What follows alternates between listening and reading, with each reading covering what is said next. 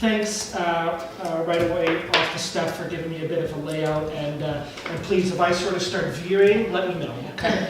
And we'll try to keep the meeting running smoothly. It is a pretty full agenda today, and I know we got a couple staff reports coming in, so I do sort of want to keep things going. If there are items that do need a bit more discussion but are not very time sensitive, maybe we can move to the next PIMPAC meeting, because this is a fuller one than we're used to. Okay, so we'll start with approval of the agenda. First off, Steph, I think you have an item that you wanted to add to the agenda, is that correct? There's 3 items to add. Item 3.1, which is a letter from a member of the public, Julia Courtney, who will be speaking during public comments. Yep. Item 7.1 is an email from Chair David Hawking regarding the Lot 1 rezoning application. And item 9.3, which is supporting material from Councillor Mason regarding the Smart City Challenge. Got it. We also are going to take away item 9.4 because Emma's included it in her updates. So Perfect. that's what it is. And you can take off 9.2. That was 9.2? just that was just an info. Thanks. Oh, I got it. Okay.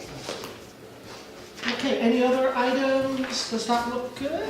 I was curious whether or not we were going to talk about the budget. If that's all in the, That's what you're talking about, what happened with the budget?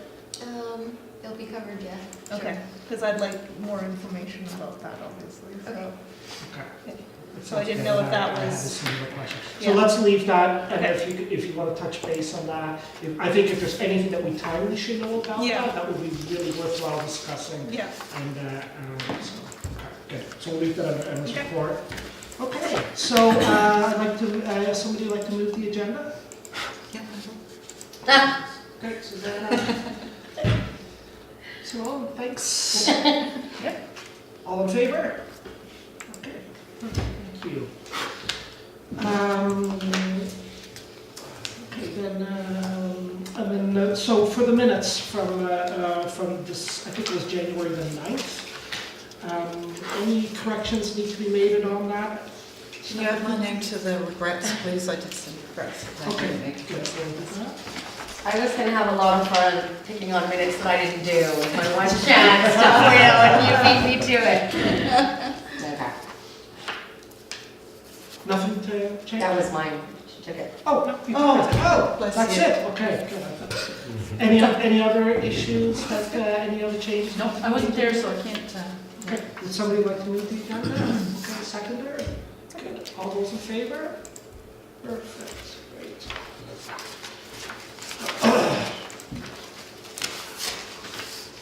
Okay, so, do we do action items now, Steph, or should we move this? First The schedule, yeah, let's do the, Schedule. okay, so the schedule, so at the last FinTech meeting, there was a suggestion that we change the meeting dates from the. See what happens when we leave you people alone. Yes. Chaos. So, who was it that brought that up anyway? So, the suggestion was to move it to the third Tuesday, and after some further review of that suggestion. Looking so diplomatic, it was suggested that we revert back to our regular time, which is the fourth Tuesday of the month, with the exception of, I believe it is August and August December. and December. Great. So I know that went across an email. It sounded like everybody was okay with that. So if we can go back, so what we'll need to do is we'll need to change the action item. I move that the Transportation Advisory Committee rescind the resolution carried on January 9th.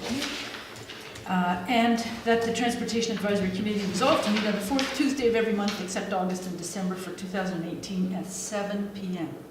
Perfect. Seconder? Yes. Yeah, Susanna, all those in favor? Perfect. Okay. Okay, good. Excellent, that's good. So, public comments, we have one member from the public here, Julie Courtney. Thank you very much, Julie. Sit at the table. Thanks for that letter. It's really nice to get that ahead of time so we can sort of have Right. you know, read it up a bit and think a bit about it, but you have 5 minutes, go ahead. I know you're busy, so I'll try and keep it really brief. But, and I'll admit, first of all, I have skin in the game. I am taking over business in Artisan Square, hopefully in April. But I've been looking quite carefully at the traffic issue to Artisan because there's a lot of comments this year that it's gotten extremely quiet up there for all of the business, not just for the one that I'm interested in taking over. And part of the problem, I've traveled on the buses for 4 years, and part of the problem I know, having sat down there, when the ferries come in and the tourists ask the questions, where do we go, what do we do, and so on, there really isn't a direct reference up to Artisan Square. It's very oblique, and the schedule is almost unreadable for them. So what I would love to do is just a very simple thing, which would just, you know, essentially have a small schedule about this big, printed on paper, just the simplest. It doesn't have to be gorgeous printing or anything, just a really like here that the bus drivers can offer them, or that is on a, you know, in the ferry terminal both ends and then on the ferry itself, anywhere that's convenient. That they simply all they have is Cove Square. So it's a really clear, you go to the Cove Square at this point, you can come back from the square at this point to the Cove as well.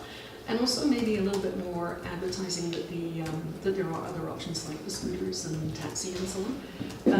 And the reason I think this is important is the Cove, as I said in my letter, has had a lot of attention recently. There's a lot of new businesses coming in, and there's been a lot of focus on what's going on down here. And it has kind of made the Cinderella area as well. So it would be nice just to see a little bit of more renewal of that area too. So that was just my pitch, and it was really just to see more materials available. Because I've sat in the bus when the bus drivers are literally trying to pull out, and tourists are saying, but where can we, but what, and they're trying to explain this complex schedule to them as they're literally trying to pull out in time. And and they're asking about how to get to the lake, where do they hike to, can they go to a beach? There isn't simple answers for that. So anything you can do to assist the square would be great. Okay, great. Does anybody have any questions for Molly? Just a suggestion that you maybe want to approach EDC as well on some reason. You know, them, yeah. bring that. Okay. Yes, yeah, so there's different things that I'm talking to them about, but the bus scheduling was literally the thing that stops people dead at the library. It's unreadable, there's nothing accessible for them to figure out how to get to the Cove, and the signage unfortunately has gone a bit downhill this year as well, as you probably saw from the thread. So, And have you reached out to Tourism Berlin? I think they were copied on it, but I think it's the EDC. Oh, yeah, he's working is it on it. Murray Atherton? Yeah, I think Yeah. this was a place to bring up the bus. I'm Yes. just offering you other opportunities, like other places. Yes, to no, I am, and spread the. I'm going in all directions, but this would be a very basic one and very simple. It would just, as I say, literally it could be white paper with black printing with an updated schedule. Because even the schedule, like it's funny because Richard Goth was traveling on the bus 2 nights ago with another driver, and they were arguing about the fact that the wrong schedule was up outside the library, so nobody knew the time. Still up. See, so it's completely making this a barrier to keep getting people up there, and so any assistance with that would be wonderful.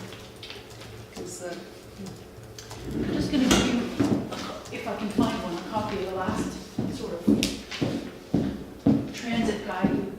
Oh, yes.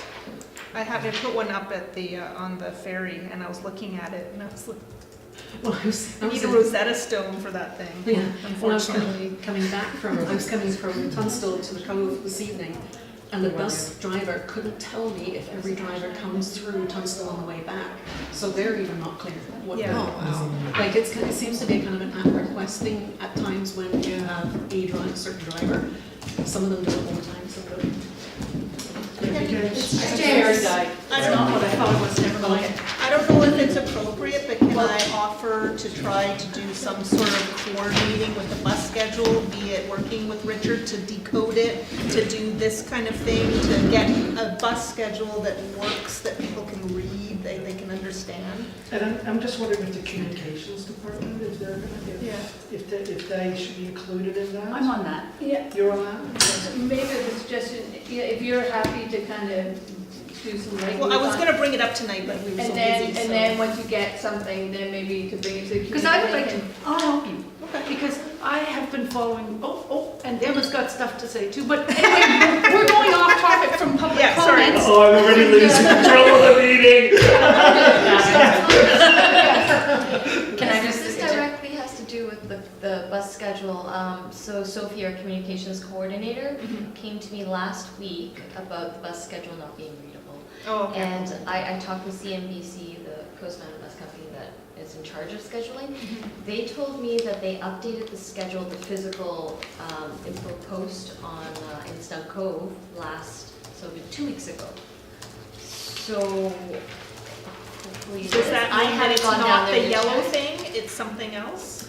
It's on the post, the one on, anyway, Yeah, let's that's just different. talk later. It looks Yeah, we'll different do than the that. yellow thing. Yeah. And also the one that was on the municipal website has been updated to the TransLink schedule.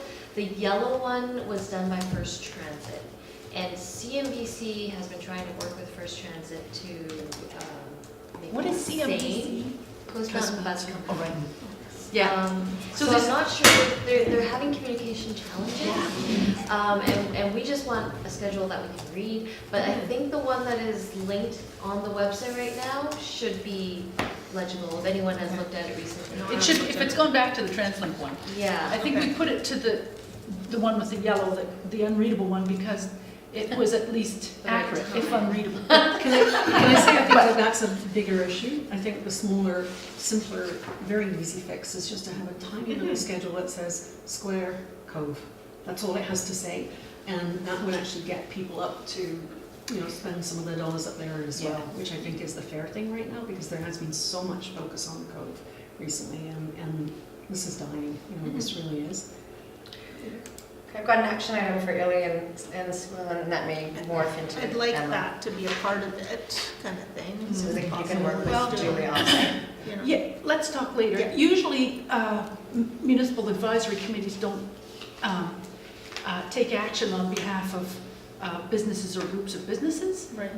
So it might be something that businesses in Artisan Square might want to put together a little card and get it into the, Could we facilitate talking to But the we bus can talk. company to carry that card, whatever they make, do you know what I mean? Can we be they the can't really do that. Okay. However, The irony is I wanted to do We that, have but made those cards before, we did the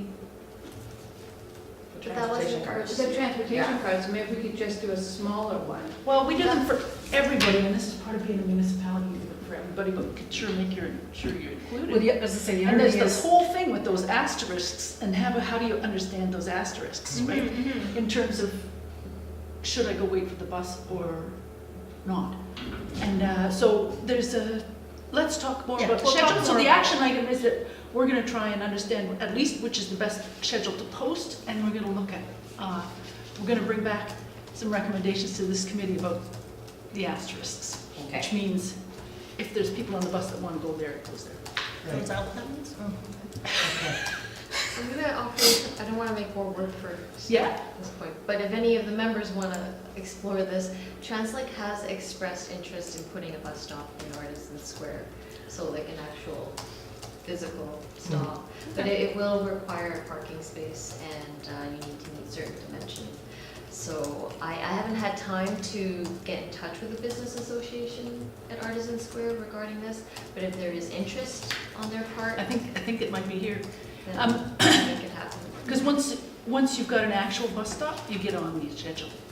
That's what it means, right? And if I can add, once they do get the gadget on so that you can actually see where the bus is on our buses, which we don't have because they're not very new buses. If it's actually, if there is a bus stop there and people are standing there, they know then the bus will come in 7 minutes or whatever. Great, so that sounds great. So if Julia and if you can work with Illy and Sue Ellen, that would be great. And then maybe we can get something back to our next big TAC meeting with the recommendations and moving Thank you so forward. much. Yeah, Thanks a lot, Julia. Really Thanks. nice to meet Thank you, Julia. Thank you, Good luck Julia. with your business. Thank you. Okay. So let's move on to item number 5, action items. So this is just a quick review of action items from our last meeting, and just a simple, I think there were 2 action items here. So, pardon me, there were 6. Oh, 6, okay. So, first one, Oh, sorry, you know what? It's gonna be on page 10. I Oh, pulled them out of the minutes. oh, you pulled them out, The oh, they list. were awesome. They were okay. Here we go, okay. Great, so action number 1, I think this is Emma, circulate urban systems rationale for traveling widths 3.35 on Truck Road. I have not done that yet. Okay. Future agenda items, public education to encourage safe cycling. Steph. I did that, thank you, Emma. 3, future agenda items, speed reduction program. Done, thank you, Emma. Okay. Number 4, ensure correct bus schedule is posted on the new municipal website. It sounds like Sophie's done that, Yeah. and we're gonna take the next step. Perfect. 5, approach blast to see if there is any interest in placing additional signage such as a sandwich board. Illy. Yes. There is interest in doing that. Well, Okay. I'll talk about it after. Sounds under your item, I mean, sounds good. Meet as a working group to find a member from the committee to join and discuss potential ideas for Smart Cities Challenge. Melanie and Yes, done, and James. we'll talk about that later. Done. Sounds Done. good. Check marks. Thank you. Check. Okay, and I think that moves us on to our main agenda, we'll just update. So item 6.1, transportation plan update. Emma. Mr. Chairman, before we get into the bulk of the meeting, I just want to say I need to excuse myself for about 5 minutes after about 7:30, and then I'll come straight back. Sounds good. Just a Thanks for family that. obligation I couldn't schedule around, so. No problem. Okay. Yeah, we'll let you back.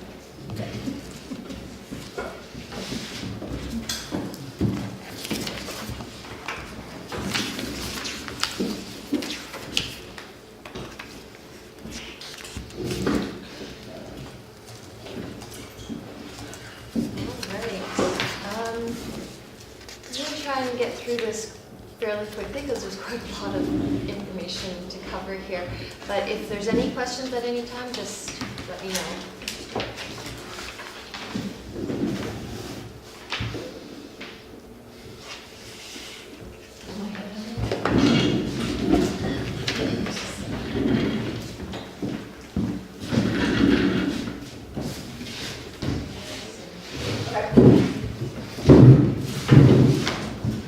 So, planning progress, this is a plan that we haven't adopted yet, so we don't have a formal implementation plan. So this is just a draft estimate right now of roughly where we, when we plan to do things. Things in gray are the estimated timelines, and what's in orange is what is active right now. So you see quite a few of these high priority items are active. I didn't make the whole schedule with all the priority items, but for the most part, we're working on the high priority items. And one of the top priorities is the multi-use path, as identified from our engagement. This will be key for public health and also for climate change mitigation. And we're currently working on 2 sections of this proposed multi-use path. There's phase 1 and there's also the BC Hydro section done by VIX. For phase 1, we have 50% of the costs approved from TransLink. And the remaining 50%, we have an application pending with Bike BC to cover 75% of that share. This spring, we hope to start with the technical work, including survey, environmental, and geotechnical studies. So how much roughly is that then that we need from the muni that's remaining for that? If we're successful with the Bike BC, Yeah, I think it's something like 12,000. 12,000, and that, Don't quote me, I don't really have it. but in that realm, you think it, and that is to cover the geotechnical, the feasibility study, The whole phase. construction as well. For phase, so that is that S-band, Yes. okay, But only if we get the 75% covered. fair enough, so, And there was some strange math in there, but okay, great, but, okay. So, yeah, how does that, never mind. We'll move to the So you're search. hoping we'll that, set it on paper. so that, So, but it would just be the feasibility work that's done in 2018? Yes, and we have 25,000 budgeted for that. The cost of the technical work. So what's the 12,000 is for the actual work itself? The cost share to the municipality is what you were asking? The entire project budget is 360,000 For phase one? for phase one. Phase one. And with the funding that you just put up there, is that for the geotechnical and feasibility stuff, or is that for the? When we apply for these types of funding programs, Yeah. we apply for the entire project. Okay. So it's not just for the technical study, but it's all the way from design to construction. So the muni's only on the hook for about a 12,000 if all the funding comes through? Don't quote me on that. Okay. I think she's If begging you want to you. do the math, it's 300, I can't do math. No, but we're in that, just because I'm doing follow-ups on the I can give you the budget. specifics later. Super. That's what you need. Yes. Oh yeah, so BC Hydro, part of rehabilitating the road that they tore up last year, they are paying for bike lane and a multi-use path along this stretch from Miller Road to Mount Gardner Road. Everyone's probably seen the road widening that's done. They put up a retaining wall, and as soon as the weather gets better, we're going to be paving this. So aside from the sidewalks in the cove, this is going to be the island's first dedicated section of active transportation infrastructure. It's also the first portion of the Bowen Island Spirit Trail, because we're part of that project too. So the branding and the wayfinding for this multi-use path will have some significance. Scott had a question. Yeah, just a question about the map on page 13, because the BC Hydro portion looks like it's on the opposite side of the road than the picture looks like. So I've been trying to make sense of when people need to cross to the other side of the road in terms of some of the phases being, Yeah. is it all on? This is just for the phasing for showing the section of where it's going to be along the main road, but the multi-use path will be on the same side of the road Oh. for the entire path. That makes a lot more sense. Thank you. And quick question on that, as far as who's, is there a budget here? And as far as design for this path, who's designing it, who's sort of doing that work on it? That's a good question. BC Hydro's paying for it, and they've essentially did not get enough time in their project timeline to do the work. So our Public Works Department is now doing the work, and they're going by our updated road standards. But if you guys will recall, when we were reviewing the subdivision servicing bylaw, the new standard shows the multi-use path on road minimum 3 meter width.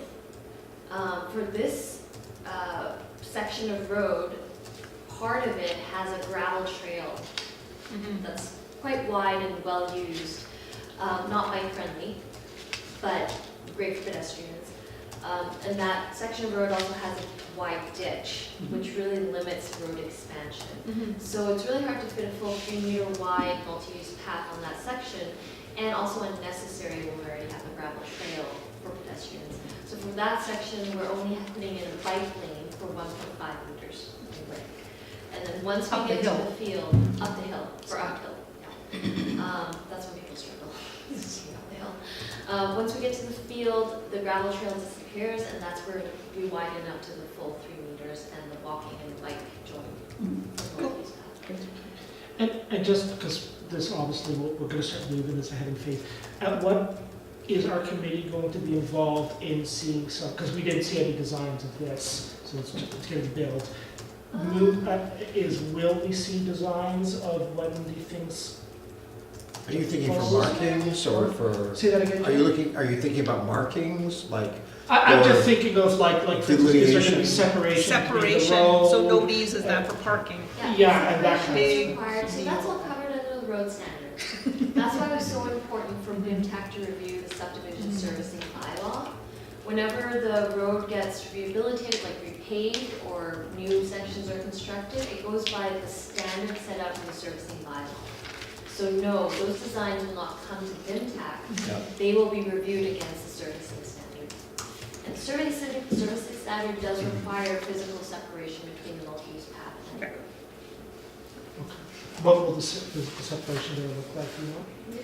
For this section, I've talked with Bob, Public Works Superintendent, and we're deciding on the low curb stops, the plastic ones about 6 inches wide and high, as opposed to flex posts, the tall ones, just because there is quite a bit of larger trucks, heavy truck traffic going along this section. And we don't want them banging the post around and whacking people that are trying to fall. So as long as we get something that makes, cars don't park on that trail, we take the curb stops. And as long as the trucks aren't banging the cyclists around, one would presume. Yeah, hopefully not. And that's an aside. Yeah, there, but right? Strike that from the But minutes. I wanted to say This is gonna be, so these are, there's gonna be little risers going all the way along this curb part. stops. Curb stops, sorry, that was the, because we're gonna have to retrain ourselves as parents not to park there. And maybe park somewhere else and walk. Yeah. It was never intended for, it's actually the sewer easement. Yeah, no, I'm So we just don't saying want there's just cars bad in. habits on Yeah. for people. No, I that will totally happen. am guilty of that as Yeah. well. So, like I was saying before, this is the first section of our multi-use path, Spirit Trail. So we really want to have a nice branding and wayfinding strategy for this section. And an application is submitted to TransLink for 75% cost share to help fund exactly this. Maybe an artist competition, get some local art ideas into this. But I just wanted to run it by BIMTAC, some of the things for consideration. The branding will need to account for our own Bowen Island brand. It also needs to include elements of the Spirit Trail brand. We have a bit of flexibility, but there are certain elements we have to include. So we have to do both of those. We don't have to do ours, Oh, I but if we see. use the Spirit Trail name, we have to include like the logo of Spirit Trail. That little figure. Yeah. And use their color and the like Spirit Trail name. But we do have a bit of leeway, like West Van, City of North Vancouver District, they all do it their own way. So that's something that is to be determined for Bowen Island.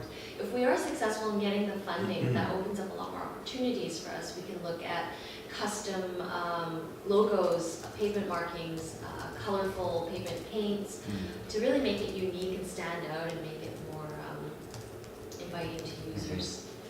And going hand in hand with this is having an effective wayfinding strategy. So we don't have a wayfinding strategy on Bowen. And I'm sure everyone's heard of a visitor that's gotten lost or didn't find something. So it's about time that we tackle this, and I think it'll be particularly important on the multi-use path. And when we're talking about a wayfinding strategy, it's things like determining key destinations, a hierarchy of destinations, where the top ones or where the second tier ones. Where should the signs be placed and how should they look? How should they be designed? These things are going to be discussed in a workshop with the communications team coming up soon, actually, in a couple weeks, I think. Don't forget. Yeah, and we'll try and determine the main elements of a wayfinding strategy, and I'll bring that back to BIMTAC for review.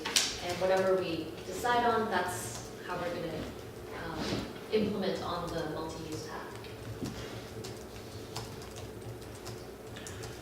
Moving on to the next element, proposed cycling network in the transportation plan includes proposed cycling routes, but also bike parking. We have a couple bike parking spots on the island, but we would like a lot more. And we just recently got a suggestion from the public to put some parking in at the Park and Ride over by the Satellite Fire Hall. So if BIMTAC has no objections to this, I think it's a great idea. I'll just go ahead and add it to our map in the transportation plan. In other locations that's already been identified on this map is bike parking on the dock. And the Snuff Cove Improvement Working Group has been working on that. The project name is Bike Barn. An applicant has been submitted to TransLink to try and get 75% of that cost funded. Just really quickly on the bike barn, when will we know when that funding gets approved? Hopefully in March. Okay, so fairly soon. Quite Okay. soon, yeah. And they normally execute funding agreements by May. Okay, Yeah, so we should know. thanks. And we have a lot of funding applications this year going to Translink, as you probably noticed. There's more here now. The Cardina Improvement Project is meant to go over the next 2 years. We're going quite a high capital project. It will include pedestrian and transit improvements, and for both of those things, we are eligible for funding. Still pending approval, but applications have been submitted, and we're looking at a continuous sidewalk all the way from the intersection to the causeway, and a turn roundabout for buses to be able to get around safely, bus bays, and an improved passenger drop-off area with protected pedestrian space and lighting. Like a shelter. For the pedestrian? No, just physical barriers so the cars don't. Right, thank you. And so is this, any of this supposed to start this year? Yes, so my last conversations with Public Works, 2018 is road widening, and then 2019 will see paving of the whole road and installation of the sidewalk and the roundabout. So that's all next? 2019. Okay. So this year is just widening and leveling. For the most part, it'll be gravel, like On the where, edges. yeah, where they widen it. It'll just be the existing paved road for now, for this year. So we're hoping that the Muni will only be on the hook for 125 this year.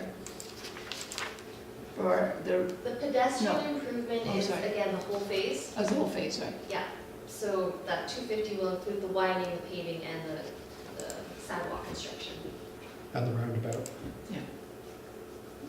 The roundabout is not included, I don't think, because it's not for pedestrians. Oh, I see. Yeah. So we had to break out the components of the project that were eligible. And can I just ask, and it's just purely information, there's nothing leading into this. Why was it planned for 2 years? What's the, I think it's a cost thing. it's just to spread the cost out. Yeah, so like I said, I just talked with Public Works, I think last 2 weeks ago about this. And before that, it was intended for 1 year. But we just don't have a budget. Fair enough, okay, so it's just really just, One other thing, it might be part of it, or maybe not, but the Cove Commons has an outdoor portion on their lawn, which they're still fundraising for and hasn't, they've been focusing on the buildings, obviously. So this timing may actually work to help meld things together better. Don't know. Okay, moving on. This has kind of been a recent development with the water taxi, actually English Bay Launch losing their dock at the Vancouver Dock in Cole Harbor. The Seabus terminal, and Melanie brought this up, did have an expression of interest last year for use of the Seabus terminal. And none of the local water taxi providers actually responded, and it's since closed. So I reached out to staff at TransLink regarding this, and they were able to accommodate a water taxi operator in their current discussions. It's a little legal finessing, I guess, but I've put English Bay Launch in touch with TransLink. I'm not sure what will come of it. From what I understand, it's quite costly. There's a number of retrofits they need to make to the terminals to accommodate a water taxi, and they have the compass car tariffs, like the gates, that they have to also figure out. But they're in touch, and maybe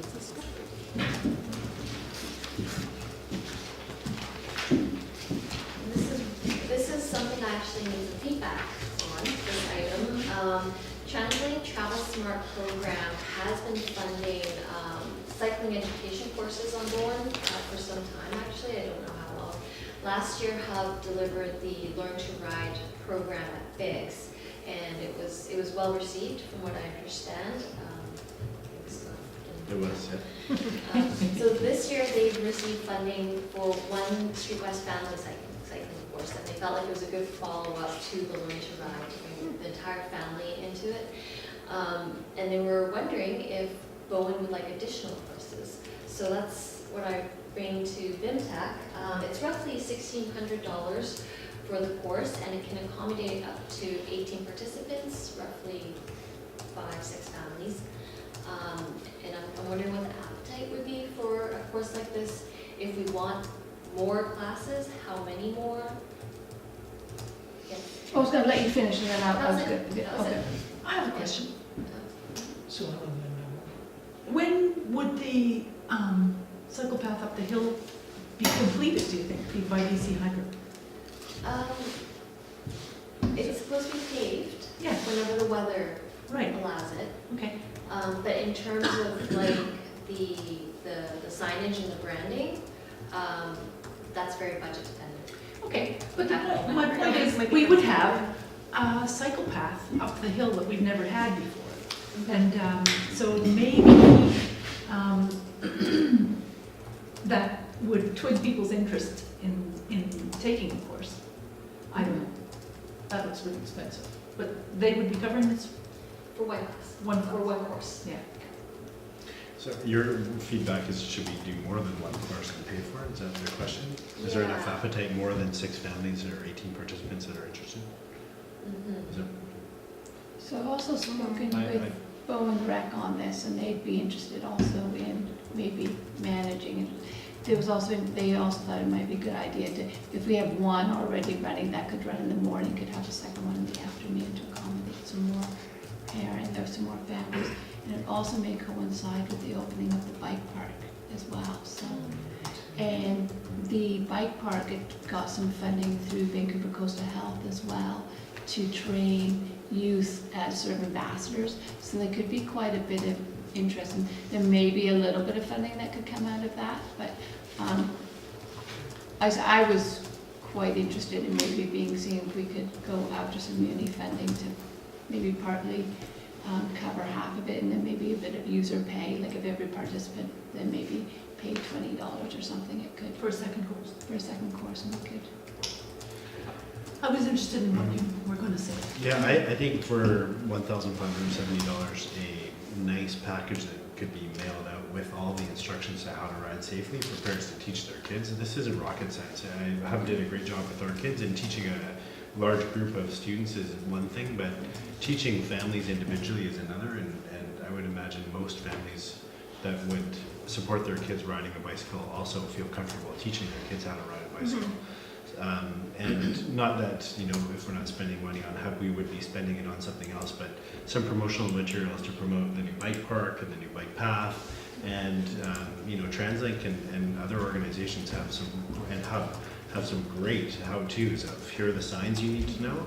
Here's, you should be riding a meter off the road, and none of that stuff is rocket science. And in a very short workshop, the kids and the families don't come away with a lot. It really takes practice. So I personally don't see this as being huge value.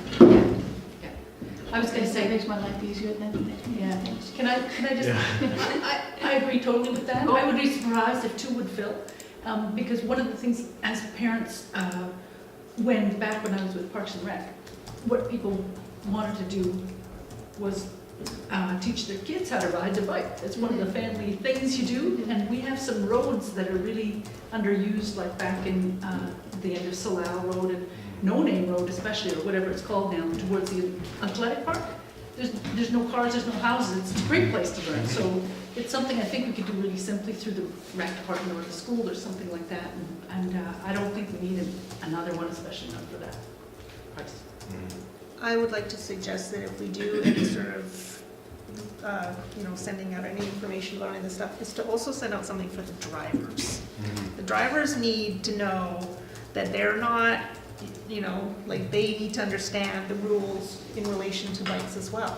It's not just about teach the bikes to not get hit. We gotta teach the drivers to safely give space, don't pass on blind curve. I mean, this is not rocket science as far as I'm concerned, but people obviously need a refresher.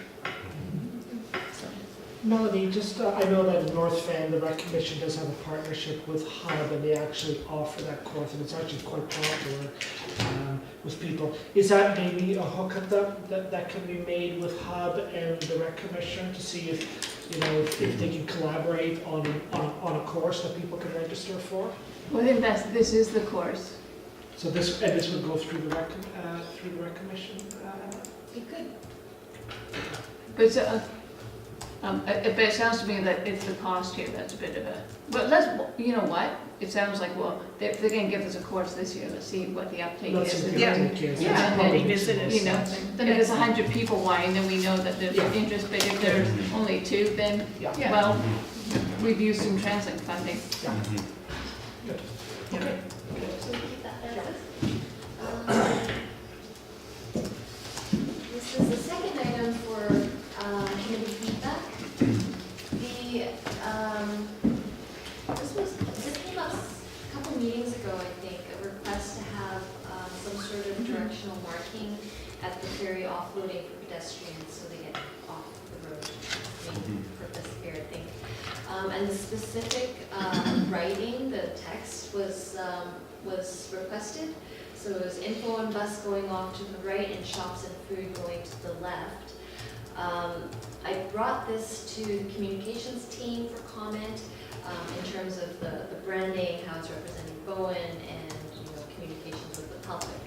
And the comments we got back, there's definitely some concern around the text, that the shops and food only pointing to the right would exclude the shops and food at Bowen Island Marina on the left.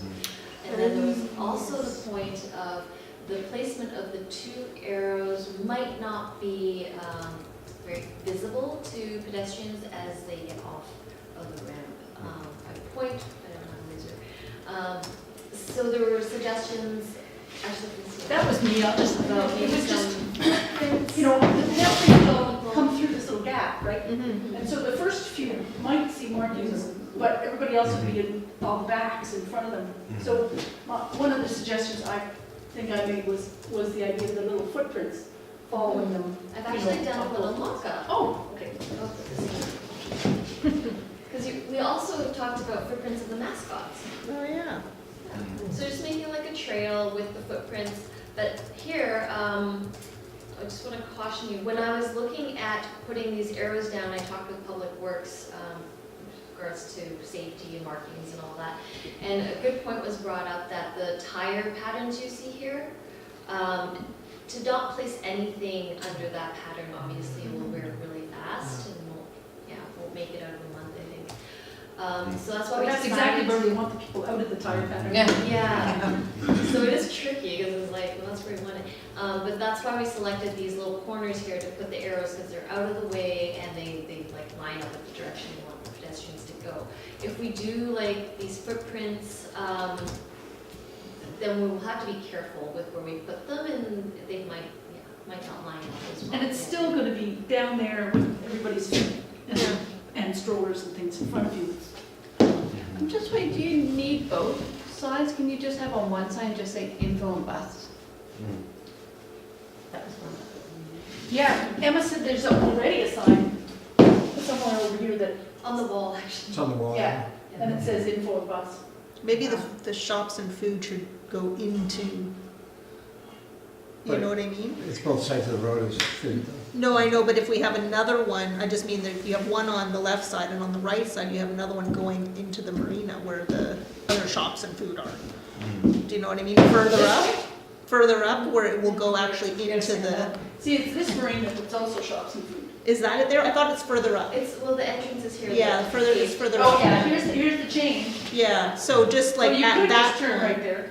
put a shop, I Yeah. mean, because we don't want to, But they've got a great billboard there. Yeah. You know. Yeah. that's true. Why don't we just paint, get off the damn road? It's one of those, Electrify it. I mean, right now, I'm glad you said that. the skipper says, clear the road. But nobody's hearing anything because everybody's in, you know, They're not I don't know where I am pack. Yeah, I just personally, I don't know how much of an issue this is. I don't think you can really solve it with signs and stuff, because people are They are. like this. Yeah. And what gets their attention is the man who's in charge of everybody's safety, it's usually a man, up there in the bridge. Yeah. And he says, there's road. And then And we also have to. they doesn't open the gate until it's safe. So I'm kind of going, well, Melanie, can you ask a comment? Yeah, maybe this is something we could take the FAC and maybe we could ask the captain when he makes his announcements, just to say, for those wanting information on bus, please go to the right. When they say, consider. But when then they- they'll all go down into the marina. Oh, gosh. Yeah. It's not simple, is it? No. well, No. Or there was also the suggestion to take out Or the bus text bylaw. altogether and just have pedestrians kind of clear. That's a good idea, just go that way. Don't stay in the middle. That might be a good I idea. think the text was put in here to avoid the people crossing mad dash across Yeah. the street later on when they discovered the wrong side of the Right. street. Okay, it'd be nice for people to know where the bus is, but yeah, on Yeah. which side to go on the bus.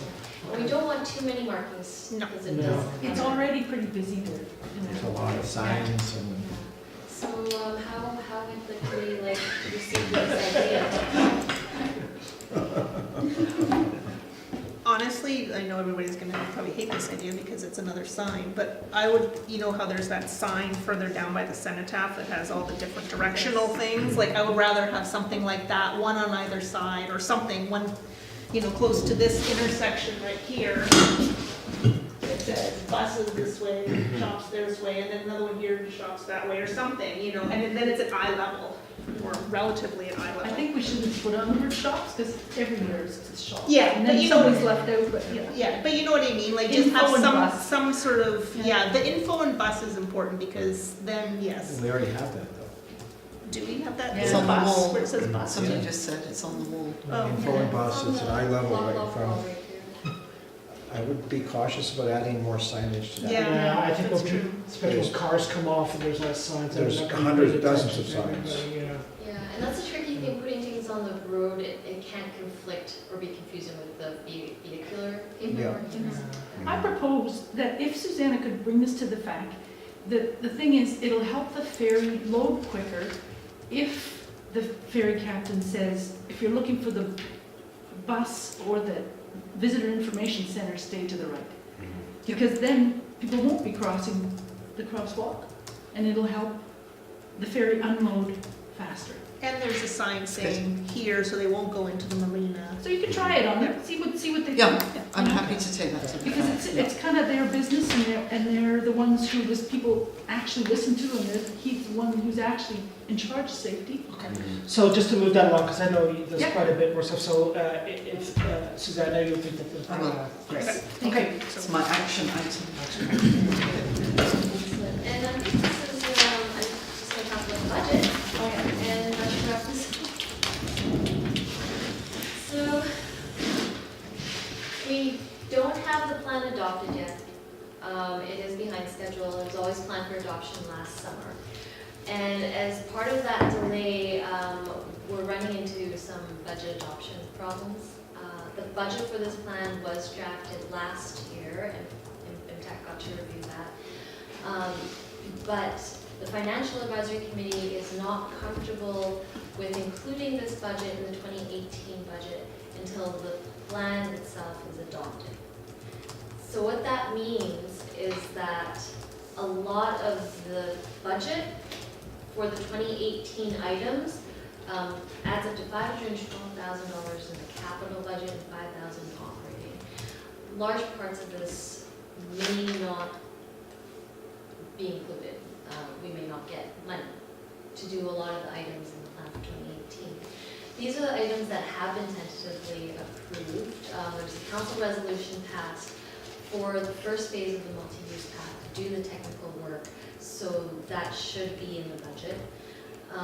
These items have been included, $200,000 for the Cardina improvements, $30,000 for additional commuter parking. That has been included in the Public Works budget.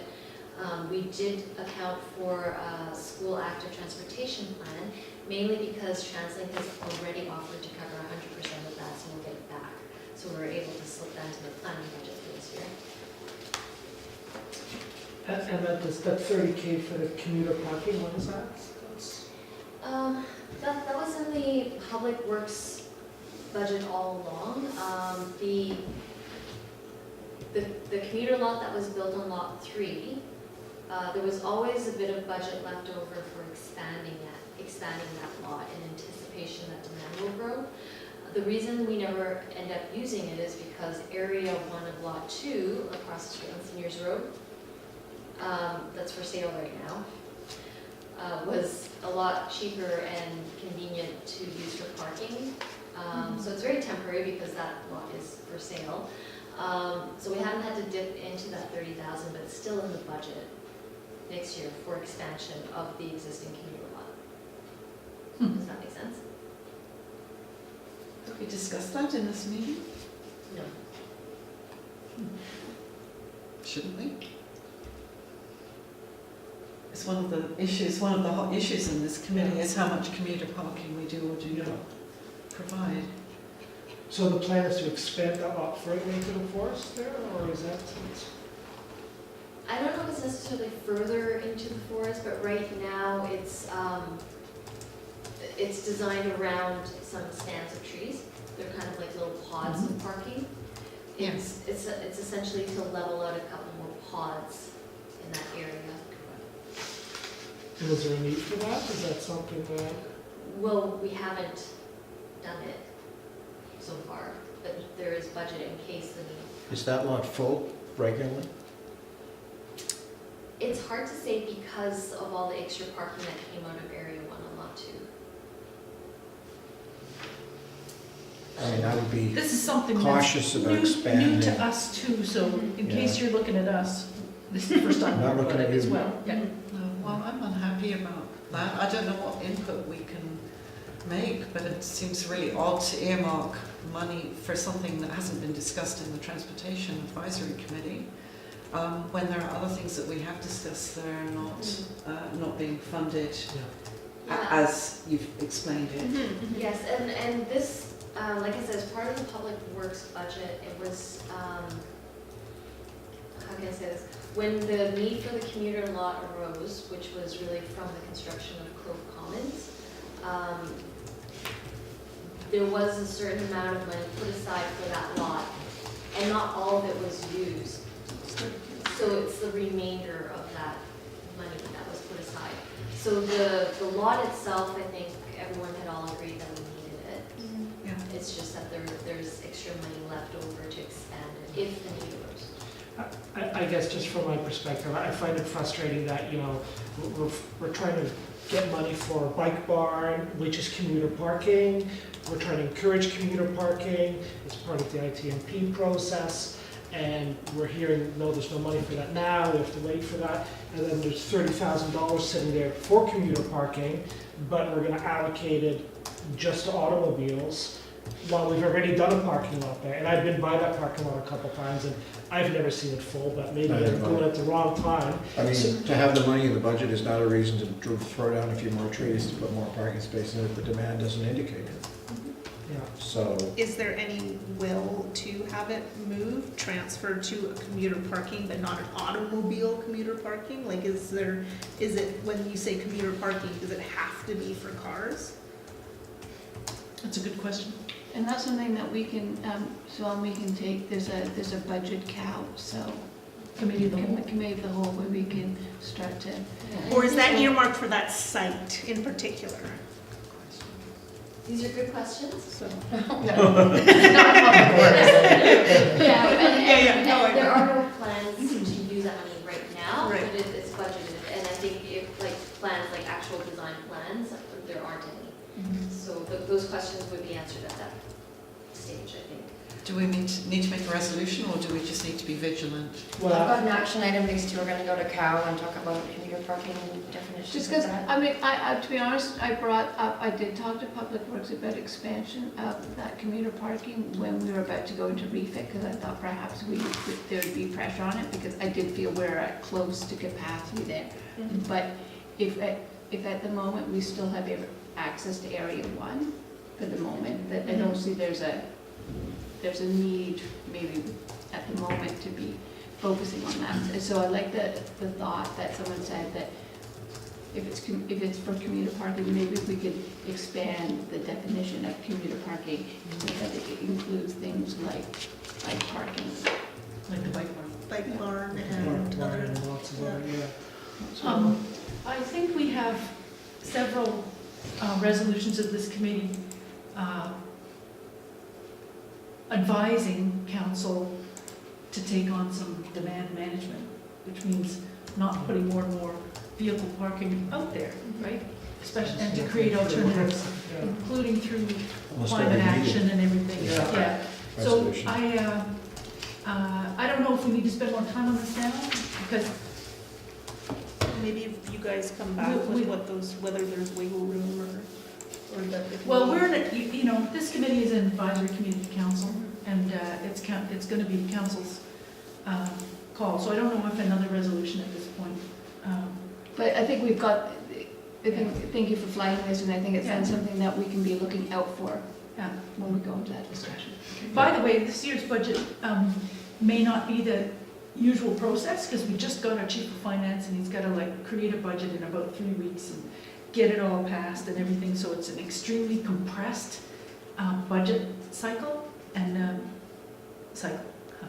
Anyway, so it may not be we may not be able to get in all the steps that we thought we would usually like to get in.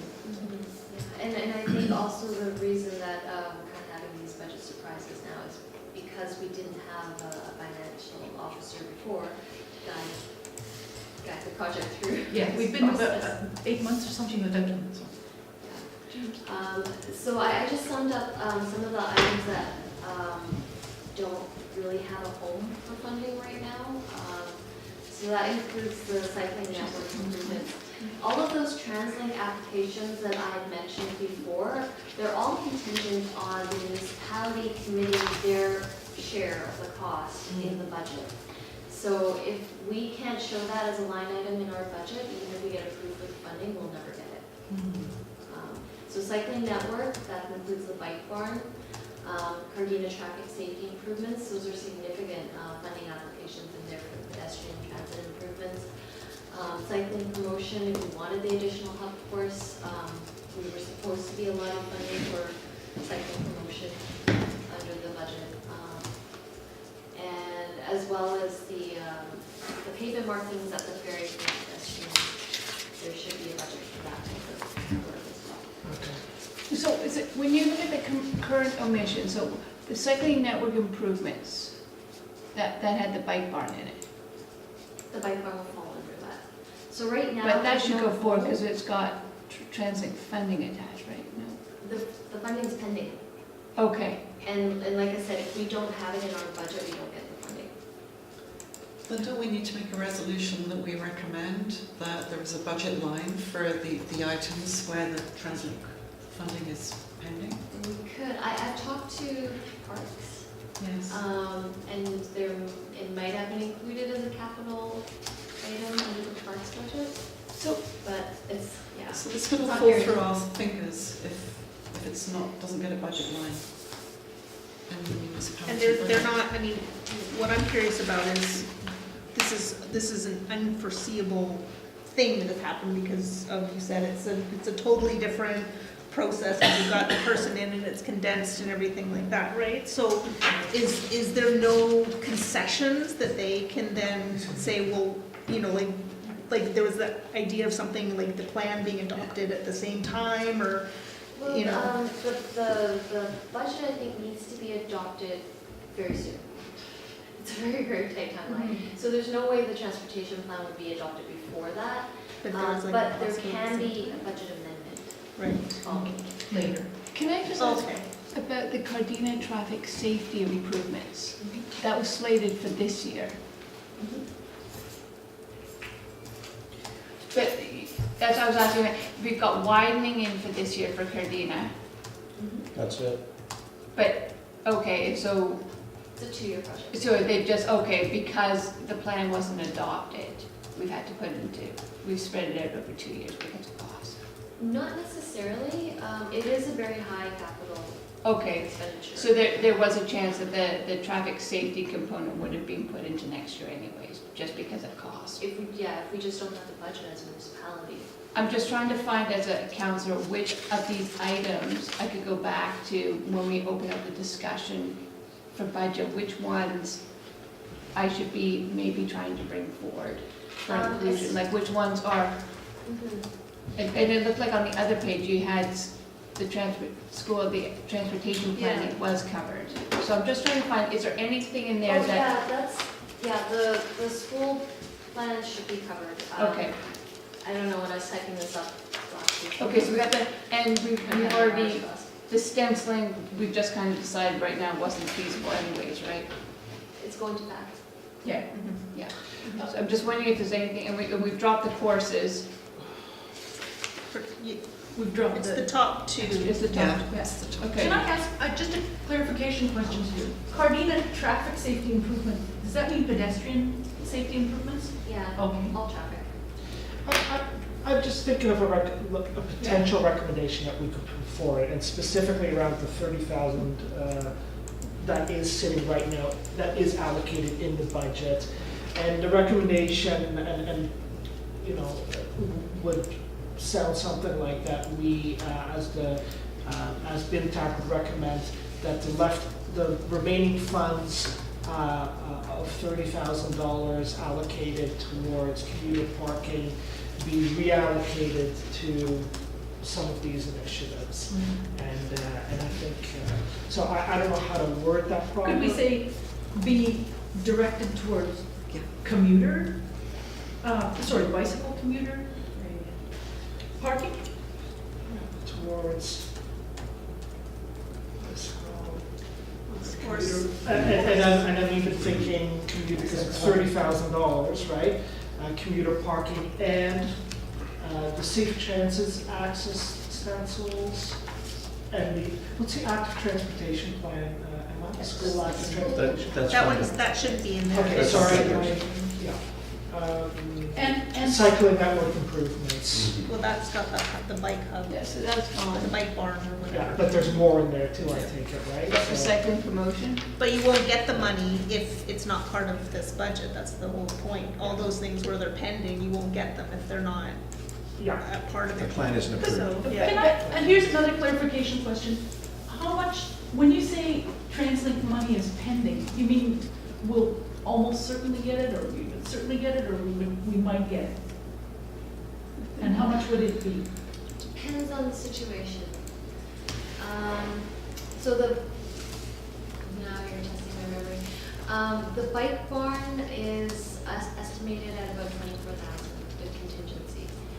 So that would be 75% of that. And TransLink is nice enough to treat volunteer contributions as in kind, and we're expecting quite a lot of volunteer contributions to make bike barn happen. The multi-use path, branding, wayfinding signage, that's estimated at 20,000, including an artist competition. There's quite a bit of flexibility we had. So those two projects, I think the likelihood of approval is high. I think Steph has some wording for the recommendation, and Steph, you want to let us know The what you got? committee recommend that council direct staff to reallocate the remaining $30,000 in funds currently allocated to vehicle parking on Lot 3, be directed towards bicycle commuter parking, Cardina improvements, or other active transportation initiatives as identified in the integrated. Perfect. I will second that. Thanks. All those in favor?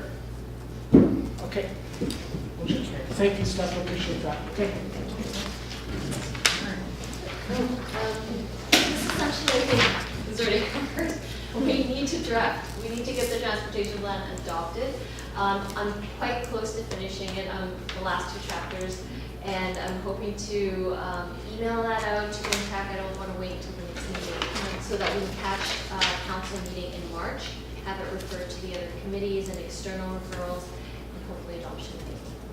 So, can I just as a, so the amendment to the budgets in the future, that is a definite that is a definite That's thing a that can. definite possibility. Okay, it's not like this is it, we've missed the boat kind of thing. But I think, but there has to be money to Yeah, be able to pull from, and that is where. it gets tricky. Like, is Translate gonna, will they, I mean, I'm just curious about their, if it's not So, adopted when Just it's set your supposed mind to at be. ease. If, worst case scenario, we get approved for funding and we don't get approved for the budget, we don't get it this year, there's still funding opportunities next year. And the pots that, a lot of the applications that we're talking about, there's 2 pots dedicated for active transportation improvements. One is called an allocated pot, and every municipality has a certain amount in there. As long as you meet eligibility, you're pretty much guaranteed that money. That's why I said those 2 projects are high chance of approval. There's more money in 2019. Right. So if we don't make it, then we lose out on 1 year of funding, yes. Oh, okay, but it's not. We'll just get 1 year later start on these projects. But you also have to remember there'll be a change In council. in council. So you need to make sure that there are somebody on that council that is transportation. So Emma Thank you, and, Emma. Okay, Mike, yes, yes. so Bike BC and Bix, that's all, you're all good with that? Yes, all Yeah. done. Okay. It's been talking to run. Great.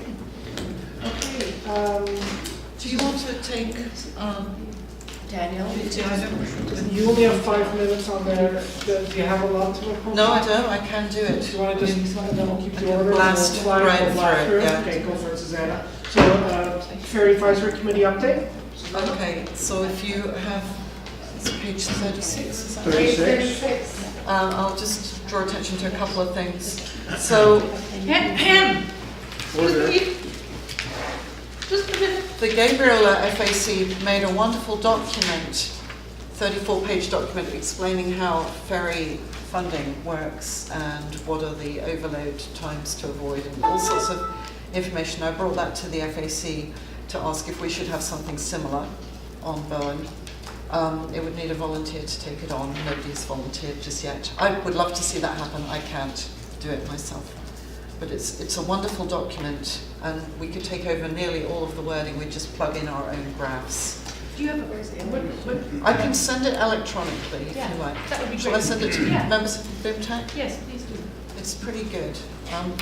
Item 5, I just think this is a little bit of success, that the BC Ferries, the terms of reference for the review instituted by the government, the FACs, the different FACs, the 13 FACs around in the system, noticed that there was no consultation of the public planned in the terms of reference, and we have managed to get a meeting with the reviewer, Blair Redlin, which I think is really good, and he's actually paying attention to us. Item 7 is, we're supposed to be having a review of the new Queen of Capilano schedule in late March, though I haven't heard anything from BC Ferries, but there might be a bit of slippage. So I brought to the attention of the Ferry Advisory Committee, what do we need to talk to them about, because we've had the new schedule now for 2 months. And Melanie had reported by email the situation around the 255 from Bowen. It's causing, as you see here, difficulties to off-island teachers and Bowen students who need to get off-island. And Scott mentioned that he might have to shorten the teaching day if we couldn't get the ferries to move it to 3 o'clock. I think it's very unlikely they would move it to 3 o'clock. Can I clarify just one thing? Yes, Just- please, just yes. From, I was from the going to notes. ask you, yeah. Thanks. We are doing that effective Monday, Okay. but it's not a short. I just want to make clear, it's not a shortening of the instructional day. So the minutes Okay. that the kids are actually learning, 293 minutes a day, I wondered is if you the had exact same. It's just Yes. cutting 5 minutes off lunch, which allows us Yes. to cut 5 minutes off the end of the day. So it's not an impact on the learning day. It's a shortening of the day. So. I'm really pleased to hear that, because it did occur to me that might be the solution. I don't know if there are any costs in your mind to the educational experience, or there might be some benefits in making the school day 5 minutes shorter. I don't know. Yeah, it's a shorter lunch, so it's a little bit less playtime. Yeah. But it's that 5 minutes is also kind of tacked on to the end of the day when kids are waiting for the bus. We're not changing the bus Okay. schedule, so it's actually a pretty minimal impact. I would love to have a 3 o'clock ferry, but if it's gonna impact any other, late ferries, we will accommodate with the change of this. Because they want a 35-minute interval between dockings So it has to gone. accommodate the school kids. Yeah. Yeah. So you have, The school kids coming back to Bowen. David Henry had reached out at a last meeting, so he just sort of said, is there any feedback? So I have given the feedback on the 255, and I think he's gonna go back to scheduling, to the scheduling department and ask If the I questions. didn't know So that. If it's an easy fix for them to go to 3, great, but if it isn't, then, we've taken some Okay, measures. well, we'll So we've definitely asked the discuss that with them. question, so That's super. it's we'll see what- And they knew, we did make it clear when they implemented this schedule that we needed an opportunity, Yeah. once it had been running for a bit, to be able to come back with some feedback. So- Number 9 this is my nightmare, which nobody else seems to share, that we only have a single berth, and if a ferry damaged the dock while docking, which has happened on some other islands, what the hell would happen? Because we would have a lot of difficulty getting food to the island and people getting off for medical appointments. So anyway, the FAC asked me to ask BC Ferries what their contingency plans are. But since then, I will just add that I hear there's been a lot of activity from the other FACs in the last month. We've had a teleconference with the new top guy for communications at BC Ferries. And I'm hearing about this team from BC Ferries that's going around and visiting various locations to talk to them about their terminal. Now, we're going to get a visit from them about the shelter, because we're going to get a new shelter. We'll get a visit from them before too long. But it seems to me, well, I'll report back what they say their contingency plans are if a ferry damages the dock while docking, which happened on Maine, I think it was, a couple of years ago. But they had another dock, so that was okay. I think this is something we should just keep our eyes on and see if we shouldn't be asking for something a bit more major. I do know there are major problems with putting a second dock on Bowen, but I don't think that's a reason to put our heads in the sand. Can I just be, I'm on the Emergency Program Executive Committee, which is kind of a new committee, and I'll bring that up. Okay, thanks. And item 10, well, I see that I've set a meeting on the 4th Tuesday of the month, so I'll change that, June the 26th being 4th Tuesday. And just to mention that on tomorrow morning I'm attending a meeting on behalf of FAC, which is the first public engagement meeting from Context Research, who BC Ferries have hired to get public opinion on the redevelopment of Horseshoe Bay. And people on the FAC have given me quite a long list of issues that they want me to bring up, which is, I'll do my best and I'll report back. Thanks, Susanna. Thank you. Ellie, Sorry, something just very quick? quickly, Sure. the elevators, more people are getting stuck. What, really? Yeah, Now, why don't I know about that? Yeah, we haven't heard that. it's been on the everything else. It's on Facebook. It's on Facebook. Yeah, if you So- knew my life, I don't look No, at I that. know, so I did write something about the just toilet wanted to bring thread it this up. I afternoon. know, that's ridiculous, but people are getting stuck still in the elevators, they're not opening, they're Okay. telling people bounce up and down, but I mean, Yeah. and so That's what a just, ferry guy told me. yeah. One of Okay. the major problems, it seems to me, is that the emergency button in the ferry doesn't Oh, yeah, and that's the emergency get any button as well. response. Well, I thought that was fixed. I'll take that back right away Yeah. because they said they had fixed that. Yeah. So it's within the last 6 months. Yeah, So yeah. thank you. Great. Action item for me. Good. Thank you very much, Susanna.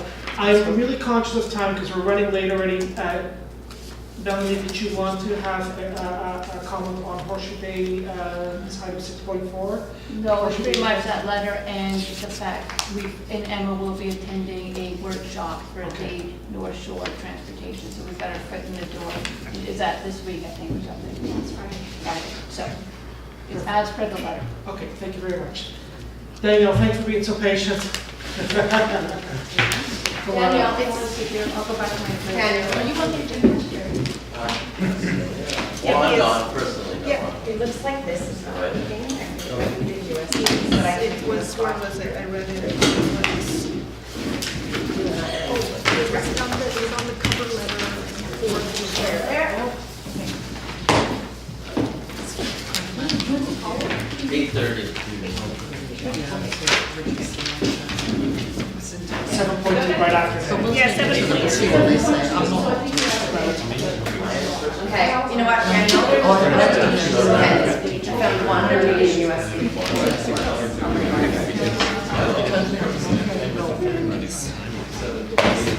I love that. You do have to be there. Discipline Bristol. The bus schedule, that was just so Oh, funny. yeah.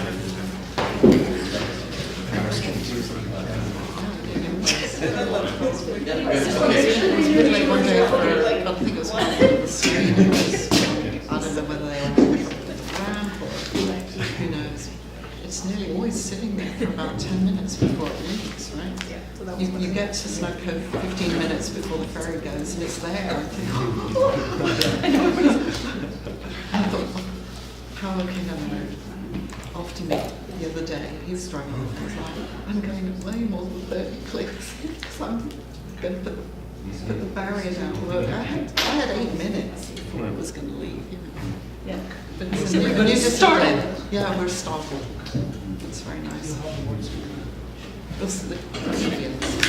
All right. All the tourists.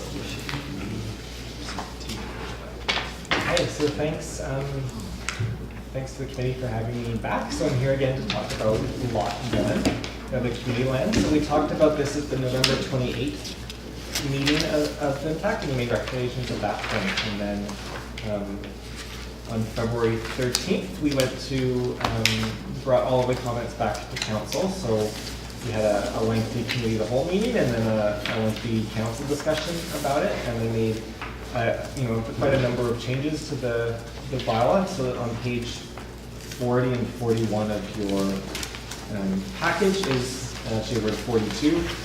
Essentially a list of those motions that were made at those two meetings. But I'm just going to go through the presentation to give you some of the background and some of the high points, some of the changes that were made.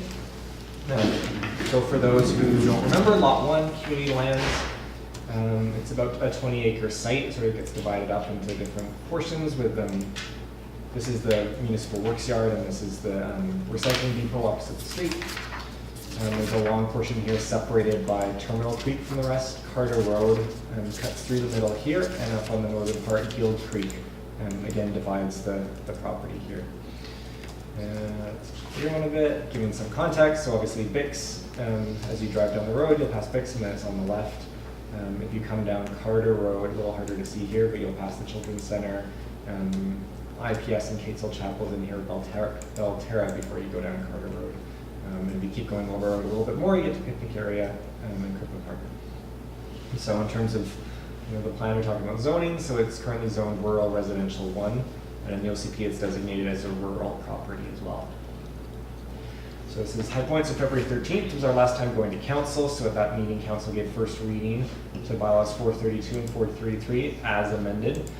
So amended from when it last came to BIMTAC.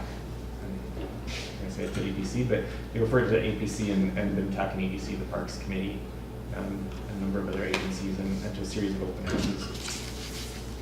So this is my high-level take on the amendments that were made based on that page of motions from the council. So in terms of changes, if you recall, the bylaw set it up in a CD zone with 4 different areas. So area 1 was sort of the light industrial, area 2 was a residential corner, and area 4 was set up as tourist commercial. Previously, and area 3 was left unchanged as a land bank concept. So area 1, council reduced the maximum size of buildings. So previously it allowed up to a 2,000 square meter building, and so they reduced that size to 1,000 square meters. They made some changes to the development permit guidelines based on recommendations that were made. They amended area 1 by moving the boundary of area 1. So previously where it had been at Terminal Creek, it's to move it the other side of the Cove Bay water line, which runs down about behind where the Bowen Children's Center building is where the water line runs down. So essentially it's to remove the area of the land by Terminal Creek from future development. And they included dwelling as an accessory use. So previously we'd allowed live-work units in area 1, and the council agreed to allow dwelling as an accessory use, but not a principal use. In area 2, they made some changes to setbacks, so they let you develop closer to Carter Road and further from the Belterra development. They removed detached dwelling as a permitted building type, so the focus on attached dwelling, so more cluster development. And in area 4, council changed it to no longer try to exclude that land from the ALR, but just to change it to uses that are compatible with the ALR. ALR. Agricultural Land Reserve, thank you. So they said moving the boundary, so area 1 would now start next to the water line, and so this area would be slated as still protected from development. So in terms of uses, and this is sort of the refresher that I can go through or not if people want to start comments now, but in terms of what's left in area 1 or what's proposed in area 1. So it's a number of principal uses, so sort of this light industrial label, but manufacture, assembly, machinery, tool repair, storage and warehouse, as well as things like artisan industries and cottage industries, office and retail use. And as I said, allowing dwelling as accessory use. Could you give an example of artisan, or a few examples of artisan industry and cottage industry? Sure, so I don't have but artisan industry is intended to be like an artisan square, so it's something that has like a skill or a craft or an apprenticeship attached to it. Kayak as an example. Yeah, and cottage industry, like the distillery going in Stump Cove is a cottage industry. That's where its definition is under, so it's some sort of industry that's done that again involves skill and apprenticeship. Yeah. Would something like the concrete business on Island be considered something there? Like, is that light industry? Like what? Yeah. I would probably say no. For sure, no, or likely say no. Yeah. So I'm just curious about what's going to be. Yeah. You know, if this has to go through, what is going to be the kind of thing? It's supposed to be, so one, it's uses that are entirely enclosed within buildings that don't have noises, odors, dust, whatever that's meant to impact neighboring uses. So it would be a use enclosed within a building. So I don't know that. What about manufacturing though? Yeah. Manufacturing concrete with cement and other ingredients? But that's Yeah, I mean, I not would say you're not really inside the- manufacturing concrete, you're producing it to manufacture other things.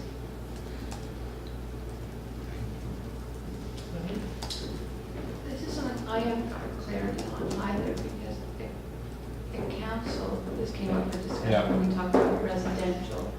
We were having quite an in-depth about what level of residential could or could not be included. And the mayor suggested that having residential within the zone would be dangerous because of traffic, and it would be noisy. Yeah, so that means That was one interpretation.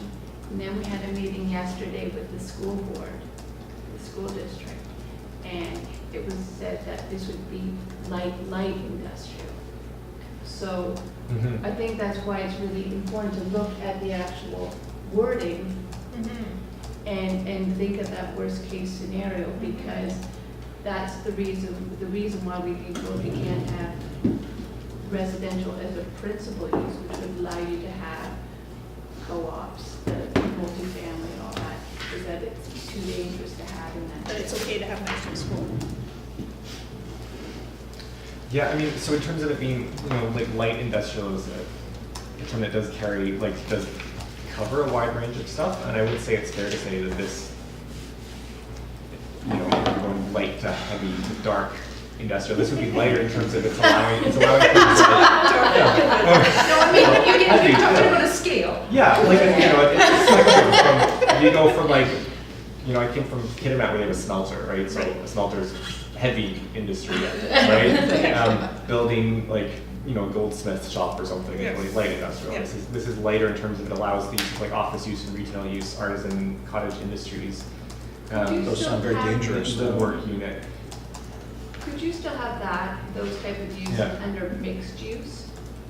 Yeah, I mean, I would say this is a mixed use zone too, in the sense that it allows live work units, it allows residential, it allows even retail, even saying you allow retail with offices and warehouse units, I would make it a business. This allows residential?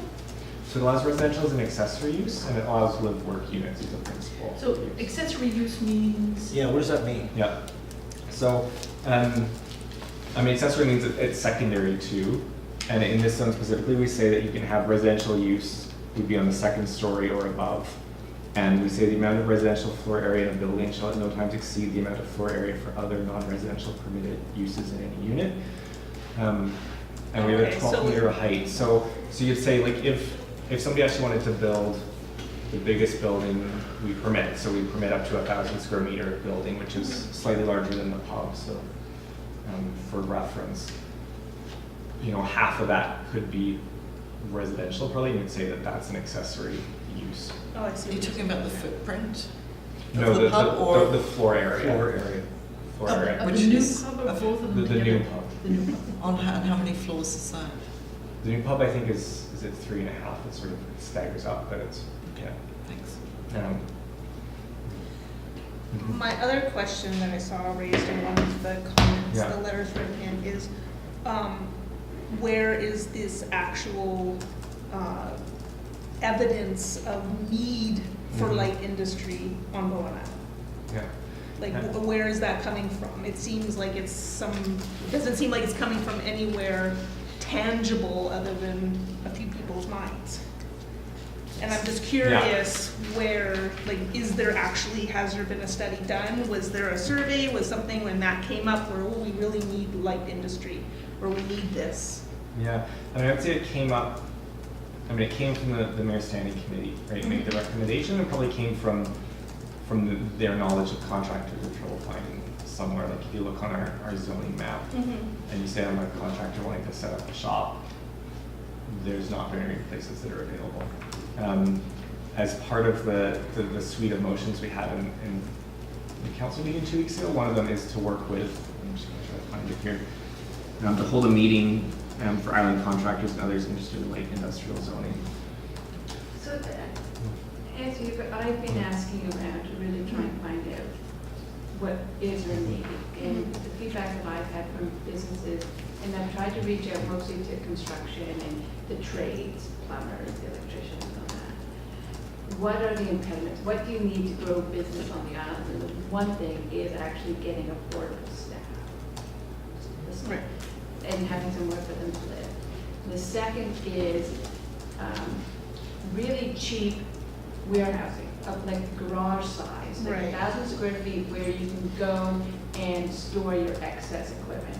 Because most of them are running the office out of their home and they just need a garage. And their concern with this is that it would be priced too high. Right now they're renting someone's garage, second bay, and they're paying cheap prices. Right. And if you increase the rent, then all they do then is increase their overheads and they charge more, and then we all know where that goes. So that's as far as I've gotten with trying to find out need. There is need for warehousing, for dry storage, but there is a concern that maybe the overheads of some of this might be too high. Just to keep it moving, and I also that we keep it on the transportation I know, I side, was just thinking I guess we don't fear too much out, because I know this can go in a lot of different directions. So go ahead. Then I'll just touch then on just area 2, where area 2 ends up. So area 2 is this southwest corner, bounded by Corona Road. Belterra is immediately south of it. So if you come along Carter, it's where you start to go down the hill, essentially down the other side. And that permits up to 20 dwelling units. One of the changes council made is before it had a maximum dwelling size of 115 square meters, which is about 1,200 square feet. And so what they've done is they've said, well, it can go up to 1,500 square feet, but the average dwelling size in that area has to be that same 1,200 square feet, so the same amount of building, but maybe some variation in dwelling types. They also removed detached dwelling as a permitted building type, so that they don't have to be attached to it, they'll be clustered together more, leave more of the site undeveloped, and hopefully make it for more affordable building type in that area. And then the last one would be area 4. So area 4 now just has permitted uses that are permitted in the agricultural land reserve. So council didn't want to try to proceed with an exclusion application, but would rather just zone into something that's actually already permitted in the ALR. So allows agriculture, horticulture, and dwelling use of single family home. So that's essentially that's the current bylaw 433 that got first reading and has been sent for referrals. Is that the end of the presentation? That's it, yeah. Okay, thanks. And just so we have some clarity, what are you looking for from the committee? So what I sent in my letter, essentially, so at the November meeting, MTAC made the 3 recommendations that I can recall. So additional residential, additional attention to pedestrian cycling facilities. And so my questions were essentially, one, it's like, do the changes made by council, do they address FinTech concerns? Are there additional amendments FinTech would recommend beyond what was done on February 13th? And then overall, does FinTech support the bylaws? So, and I know David was kind enough to send us some of his thoughts on it, and I think he did a fairly good job of sort of the spirit of what we were discussing at the time, of what we wanted to see happen there. I sort of have it under sort of three headings and chime in, but one was a desire to focus housing close to the cove, so on the properties, if we're gonna have any housing closer to the cove and the school, the better, so that we can encourage people to walk and cycle into the cove and to make that transportation easier for them. The other one was a focus on the transportation infrastructure on the property itself, to have a bigger focus on pedestrian and active transportation modes. I think we also did discuss a bit around Martin Gardner Road of having improved pedestrian on that side facilities, and then also considering, especially now the time of affordable housing, but the relationship between transportation costs and encouraging a reduction in people's need for, let's say, 2 or 1 car, even by providing housing close to the cove, so that is going to create more affordability for housing in that region. So I guess one of the things that I see sort of jump out at me is that Lot 1 is probably the most ideal site. It is the closest to the cove. It is right across from the school. It will make sense that if there's going to be any focus on where to place housing on those 3 lots, that would probably naturally be the place to do it. So I don't know if this bylaw reflects that. It looks like that the primary usage there would be considered light industrial, and what that looks like would be interesting. So I guess there's a bit of maybe a disconnect there from our recommendation that we put forward last time. Can I just capture that? So when I was trying to convey the concerns of the committee, one of the things, remarks that was brought back to was that we need to be looking at the details of it. And some of these things can only talk to the intent, right? It's hard to capture some of those comments. So thinking about it, if it's residential, and you want more emphasis on the residential, then one way to achieve that would be to consider, maybe residential a primary use. And so just because it adds a little bit more than the accessory, and that allows you then to have a dedicated building just for residential. So you could have purpose-built rental or co-ops or whatever. So if that is something that the committee wants to get more embedded in the bylaw, then that was my conclusion coming out of our last meeting, is that you have to look at what's pretty much this table and where But can you have both? Yeah. Can you have light industry with a primary, like not the, you know what I mean, not the secondary as dwelling? Accessory, sorry, I'm getting my. There's nothing stopping you from putting primary in here for, No, he's looking at the 2. Because I would assume that the primary use is supposed to be light industry with a secondary or accessory being. Is that what you're saying? Is that what, Yeah, that's so how on you? page 99 is the table of uses in the zone, and so, I mean, it's right in terms of, yeah. We see overall as light industrial, but it could be, could be a retail main floor principal use with dwellings above.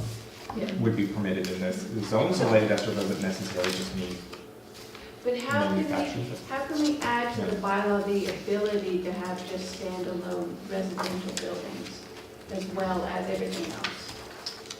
I mean, I think we just need to recommend to add it as the principal use. Okay, so that, Yeah. so that was. And that was, I mean, that was, based on BIMTAC recommendations among others, that was one of the options for council, right? And council voted to add it as an accessory, not as a principal. So, I'm just trying to capture what the committee's saying, to be able to translate it into actual impact on percent. Is there any reason Area 1 can't be exclusively residential? It seems to me in the last meeting you were talking about septic and just the quantity of people who could live in that area. Is there any reason that it couldn't be kind of geared towards residential rather than light industrial. Do you mean like a technical reason? Yeah, like a technical reason, for example, there are, you can't have 50 people living there because the septic won't support 50. You can only have kind of, someone living above, a single person living above an artisanal place, a single, is there any reason, technical reason that area 1 cannot be used for residential? No, I mean, I think that this sort of, that side of it hasn't been studied in terms of, is it gonna be septic versus sewer? So the sewer line goes as far as the school. Right now the school is on the sewer system and it doesn't extend beyond that. Okay. It would always be possible to extend it, and I think, as Bob says, it's only money to extend it. And so I think at a certain point, if there's significant development on area 1, it tips the scale to when it makes sense that it goes on sewer and not septic. So Daniel, I'm just looking at the 2 recommendations that we put forward, because I'm mentally trying to wordsmith it here in my head, and I'm like, oh, this is perfect, and it's actually the recommendation that we put forward. So maybe what I can read, it's on page 105. Whereas Area 1 is closest parcel to Lot 1 of the community lands to the Bowen Island Community School in Snuff Cove, in order to reduce vehicle traffic and increase active transportation, the Transportation Advisory Committee recommend that residential use of Area 1, Lot 1, be maximized in the official community plan amendment bylaw number 433. -201, and land use bylaw 433, 2017, carried unanimously. So, Re-enter that one or reinforce do we that one, or- re-enter that, or is there something else that we can put in the wording there to emphasize the importance that, that residential be, that's the area we want to see residential? I mean, I think that is clear, and that's very clear for council. I mean, I think APC last night, their motion was essentially that they don't support the light industrial use and want to see residential maximized. So that's what BIMTAC feels you could do that too, right? If you say you want residential maximized, does that mean, you'd like to see residential just added as a principal use, or would you like to see other uses? Are you saying you prefer that, and actually would you like to see other uses removed? So, Susanna, you had your hand. Susanna there, because you had something. Thank you. I will admit that when we discussed this in November, I was quite taken with the model of flats above workshops.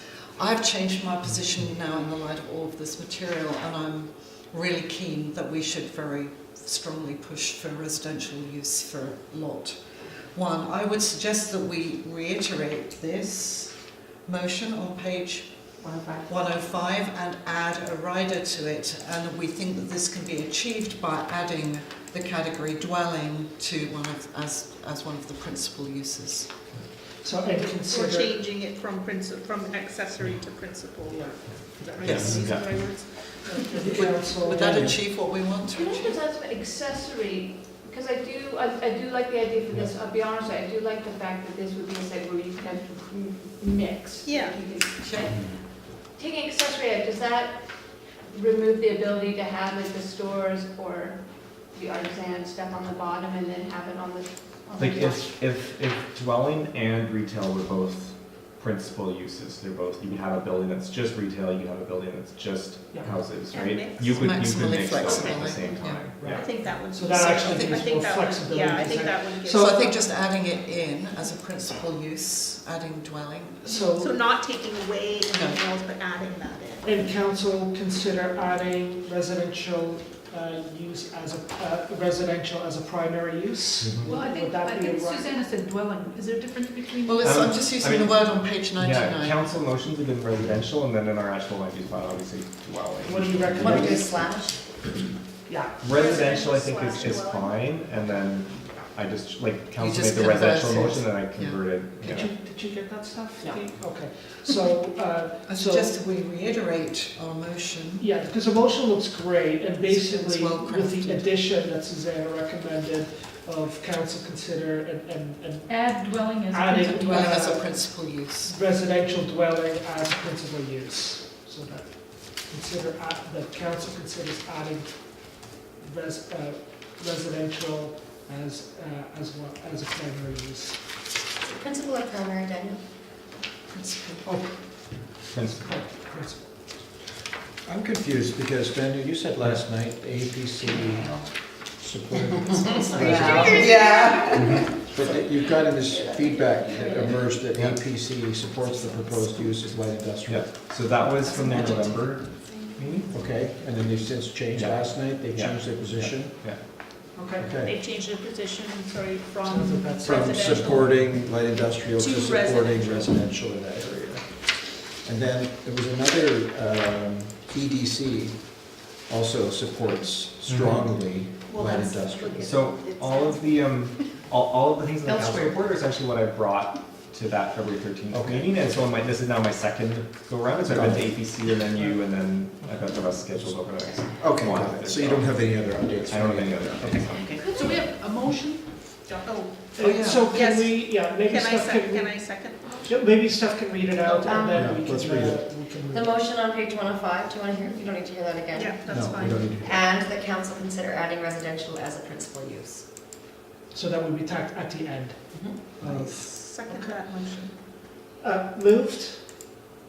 Billy, second Susanna. Oh, sorry. No. Oh, it's Suzanne my moved it. motion. Suzanne Sorry, And I Susanna seconded moved it. that, seconded by Haley. Yeah. All those in favor? Okay, great.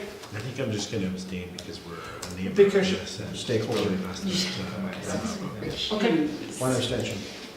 okay.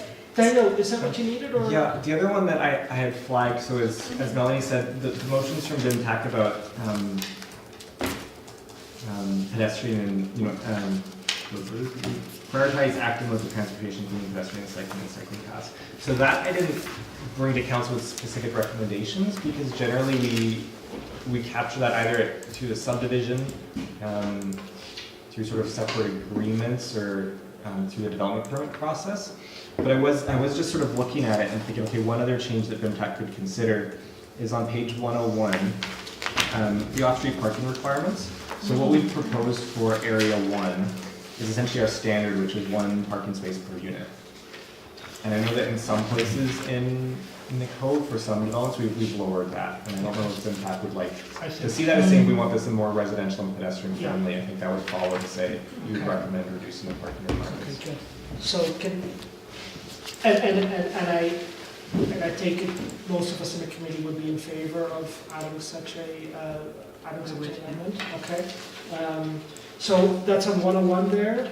So, sorry, I just wanted, you're saying it's at 1 space per unit now, and you're saying to make it no space per unit now? No, just less than one. What- Yeah, How we're much looking less for- than 1? That's nothing. So Well, it some of our might be places 2 allow half spaces the for space. 3 units. Oh, I see what you're saying. Yeah, so some places allow half, and so we end up some spaces of car and some don't. Daniel, just on that, does it make sense to recommend an actual number, like half, or basically saying that leaving it up to discretion to go lower than 1? I guess it depends, if you have a specific number in mind, then I would make the number. And if you just think we should focus on reducing it, then you'd say, and then probably when I would bring it to council, I would come up with a number. So Yeah, maybe what we focus can on do reducing it. is that we recommend a change to the parking allocations from 1 to 0.5 spots per unit. Do we want to say a number, or we want to leave it as Well, it's. You can say fewer than 1. fewer than 1? Because some of our, I forget exactly which zones, but I think it's a couple, like I think area 1 of lot 2 has that 0.5. As at a Yeah. 0.5. So so maybe to just be consistent with that, and especially after we've come forward saying we want to focus on pedestrian movement and cycling there, I don't see any reason for that. Steph, do you got that? You're on 0.5 specifically? Yeah. Okay. That the committee recommend that parking requirements be reduced to fewer than 1 spot per, sorry. No. No. Reduce to 0.5 per unit. Okay, do I have a mover for that? Oh, is that? James, thanks. Seconder? Thank you. Do we have a seconder for that? Susanna, thank you. All those in favor? That's good. Okay, Sorry. yeah, good. Passed. Okay, thanks, passed. Thanks, Thanks, Danielle, I really Daniel. appreciate Alright. taking the time. Don't And worry. I think you sort of got us somewhat back on schedule or Excellent. closer to it. 8:30. Much appreciated. Okay, have a good evening. Thank you, You gotta Daniel. catch a ferry? No. No? there's some Scary babies. Okay, So great. traffic. So that moves us to 7.2, traffic and use of streets bylaw. And Paula and Bonnie, thank you very much for coming out. Why don't you come and join us at the table here? Okay.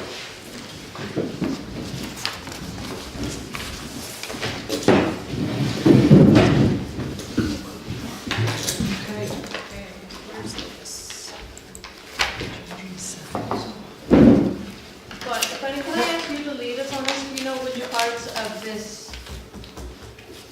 Regulations we should be looking at, because Yeah. I opened it up, cracked it open, and I was like, I forgot. I'm not sure what's in your council or in the committee package, but Go to page 107, that's where it begins. because I know one of it was when it was looking at ferry marshalling. We do have the bylaw. I read it all and I didn't see anything about Something ferry wrong. I don't think it was in there. No. I think the whole thing is just saying, this is what we have right now. Should we add I that? thought there was a couple of Was there anything clauses in there that we could expand on when this came up for original impeding discussion. traffic or something? I Yeah, don't I know. don't know if there's anything that, so you guys have read it through, and you don't. you don't I was see looking at any it, because I've enforced a couple of these, but that's why I was like, well, there's nothing, there was something put in before, yeah. Maybe- As far as. Bonnie, can you give us a general overview of what? Well, I'm just, like, I came as sort of a supportive person, but because I know that I've spoken with a couple of councillors, and I know that particularly during our refit or upgrade, there was some social angst, I think, about the ferry marshalling, the jumping of queues. And so I know one particular councillor had come and said, you know, is it possible to amend the traffic and use of streets bylaw to include some form of a ferry marshalling section? Because right now we don't have anything about ferry marshalling in the traffic and use of streets bylaw. We have basically impeding the flow of traffic. But I think in particular there was some angry folks with people queue jumping and using ferries, and especially when there's limited capacity on the ferry. So I think that was, and I'm sorry if I'm not prepared to speak to it, but I think I was here as a supportive person to sort of, if that was something that Paula Paul too, wanted yeah. to look at, and Paula as well, yeah. Just because I know Paula's down there in the cove, seeing the goings on. Yeah, you know, I'm sort of the mind that changing a bylaw, I guess I just want to put it out there, changing a bylaw is a big deal. It's a lot of staff time and it's legal costs. So it is something that can be done. We can regulate the use of our streets through bylaw. So, you know, I know one of the councillors, it's not at the table here, actually, it's Councillor Nicholson, was saying, you know, could we have something about not butting in line, basically sort of, you know, minding your P's and Q's, and perhaps, yes, but, you know, let's go back to, is it a big problem?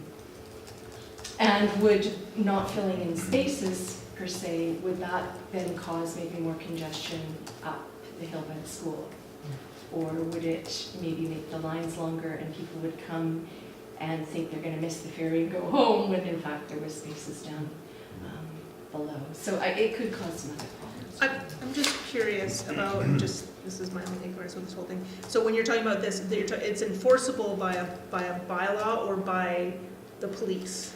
Well, right Like, is now, that? It's not included at all. it's So not. it's not, included. okay, so, That's the whole but point. but if it was, how is it enforceable? Well, So you would be able, that would allow you to be able to go, hey, you.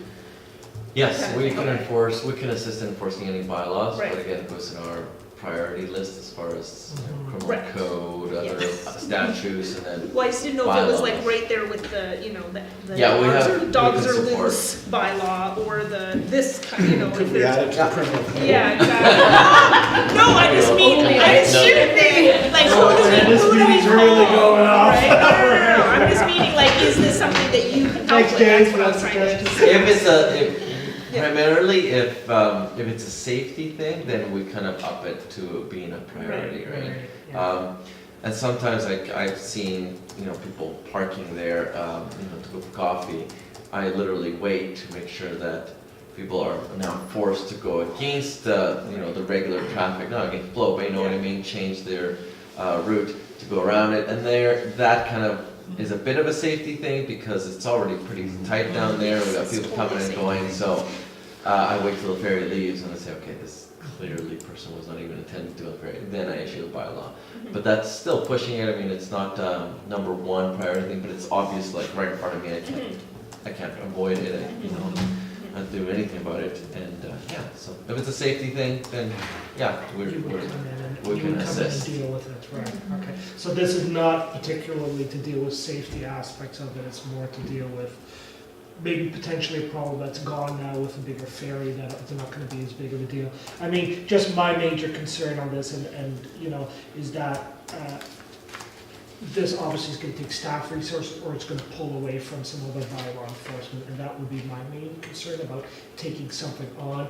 Bonnie, just because you work in the area, are there resources right now to do something like that, or would this pull away from other areas? Well, bylaw services is steadily getting more and more requests for services, not necessarily streets and traffic bylaw, but other bylaws as well. So we've doubled in our requests for services over about 6 years ago. It's a double of the calls, so we're really feeling it. I just want to let the committee know that I am budgeting, our budget is not approved yet, but I'm budgeting for a small increase in staff FTE, 0.15.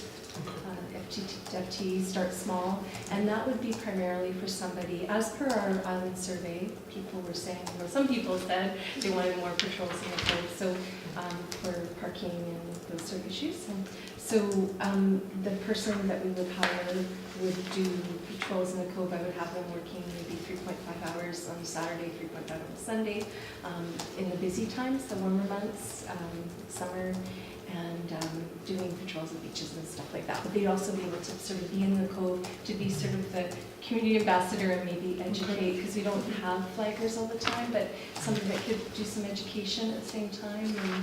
And the other thing I was thinking is, I know there was some great communication work, the communications team, about that wonderful graphic that was put out about the ferry, all the ferry marshalling, but maybe some more focused, if it's a problem, about filling in the gaps. I don't know if it's a problem. Just Is it, sorry. Well, I agree with if it's a problem, because that was the smaller ferry time, and I don't know if we'll ever have a smaller ferry come in, or that small ferry come in again, I don't know. Another way that I've seen on the waste reduction side of things, like composting and organic waste, and the costs keep going up, right? So rather than adding more trucks, what some communities are doing is trying to reduce the amount of waste that's going. So they're asking people to donate restaurants to donate the extra food over here or whatever. Anyway, all I'm saying is, if we can reduce the number of cars, the number of people driving cars onto the ferry through demand management or all of our active transportation, alternative transportation things, challenge. all these Throwing things, off the budget, but go ahead. then that's another way to tackle the problem. I think everybody, whatever kind of problem it is, however severe it is, I think it's easy for people to say, we need more enforcement. Just like, and we need more signs. But there might be more efficient and more island characteristic kind of ways to do it. Public Then- shaming on Facebook. Anyway, that's all I want to say. Suzanne, go ahead. I'm not, at the moment, in favour of tying up a lot of staff time in adding to the traffic bylaw.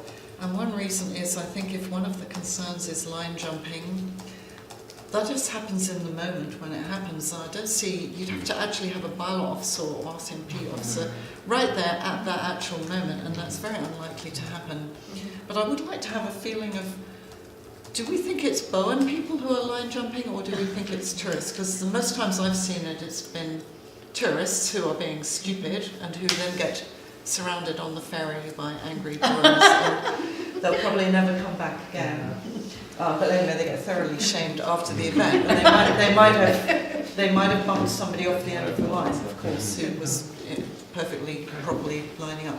Do we have a feeling whether it's Bowen people knowingly, naughtily doing it, or is it done out of ignorance? I think it's kind of both. I think I see a lot of off-island contractors. Yeah. I think Oh, those who are interesting. trying to get off, Yeah.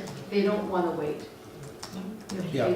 Well, maybe there's And something. Off-island contractors, I think, is overwhelmingly the.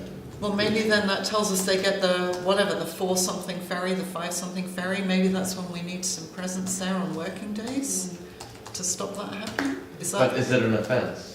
I mean, no, is it? It's not an offense. It's not It's an just a offence. nuisance. It's a nuisance, yeah. But I think sometimes they're getting into trouble though because they are going and parking on the hash. Yeah, And that that would be. spot, and that is an infraction. That That's is an infraction, actually. right? And when I spoke with Bonnie, it's just correct, did I take the right takeaway from the meeting we had? That if you see an infraction like that, and you're able to capture the license plate, then you can go and retrospectively contact bylaw. So you take a photo of it. So that's already in, that would be I'm covered just wondering now. if that's sort of stuff that we could start to communicate.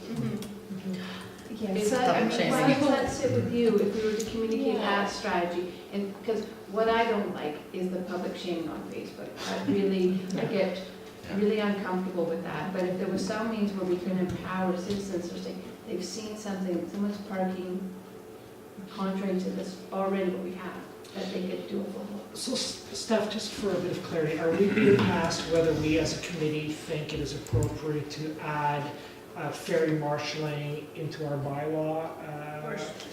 You're being asked to recommend amendments that address ferry marshalling issues such as line jumping to the traffic and use of streets bylaw. So do we want to make it an offense? I don't. Okay, yeah, Scott, and then, go ahead, Scott. Just thinking of coming the other way, if this was in Horseshoe Bay, it would be an offense that Horseshoe Bay would take care of. So I'm wondering if this is a bylaw issue or if there's some sort of BC Ferries penalty. Again, how would they get the information? Maybe send it to someone, but riding privileges are revoked. I just wonder, you know, it's kind of a bylaw thing, but it's kind of a BC Ferries enforcement. They at any other don't have terminal. any jurisdiction above the road from where the washrooms are. Even if people are cutting into No, their they ferry have, line. no, because that's a provincial road or something. Yeah. It's not the BC Ferry system, It's unfortunately. not like the I Horseshoe understand what Bay, you're that's our saying. property, That's Right, but it's, right? But this yeah. isn't their property. but it is boarding their ferry and they're cutting in line boarding their ferry. It's How you got in line, is it their? No, their property ends at, Yeah. they will. Not the washrooms, I think, before. Okay, So it's our problem. The question is, do we want to devote staff time to try and address it when often it happens within 10 seconds and Bonnie's not there and not getting on the ferry, running after them, wait, I got a phone call. so, yeah. Ellen, go ahead. Yeah.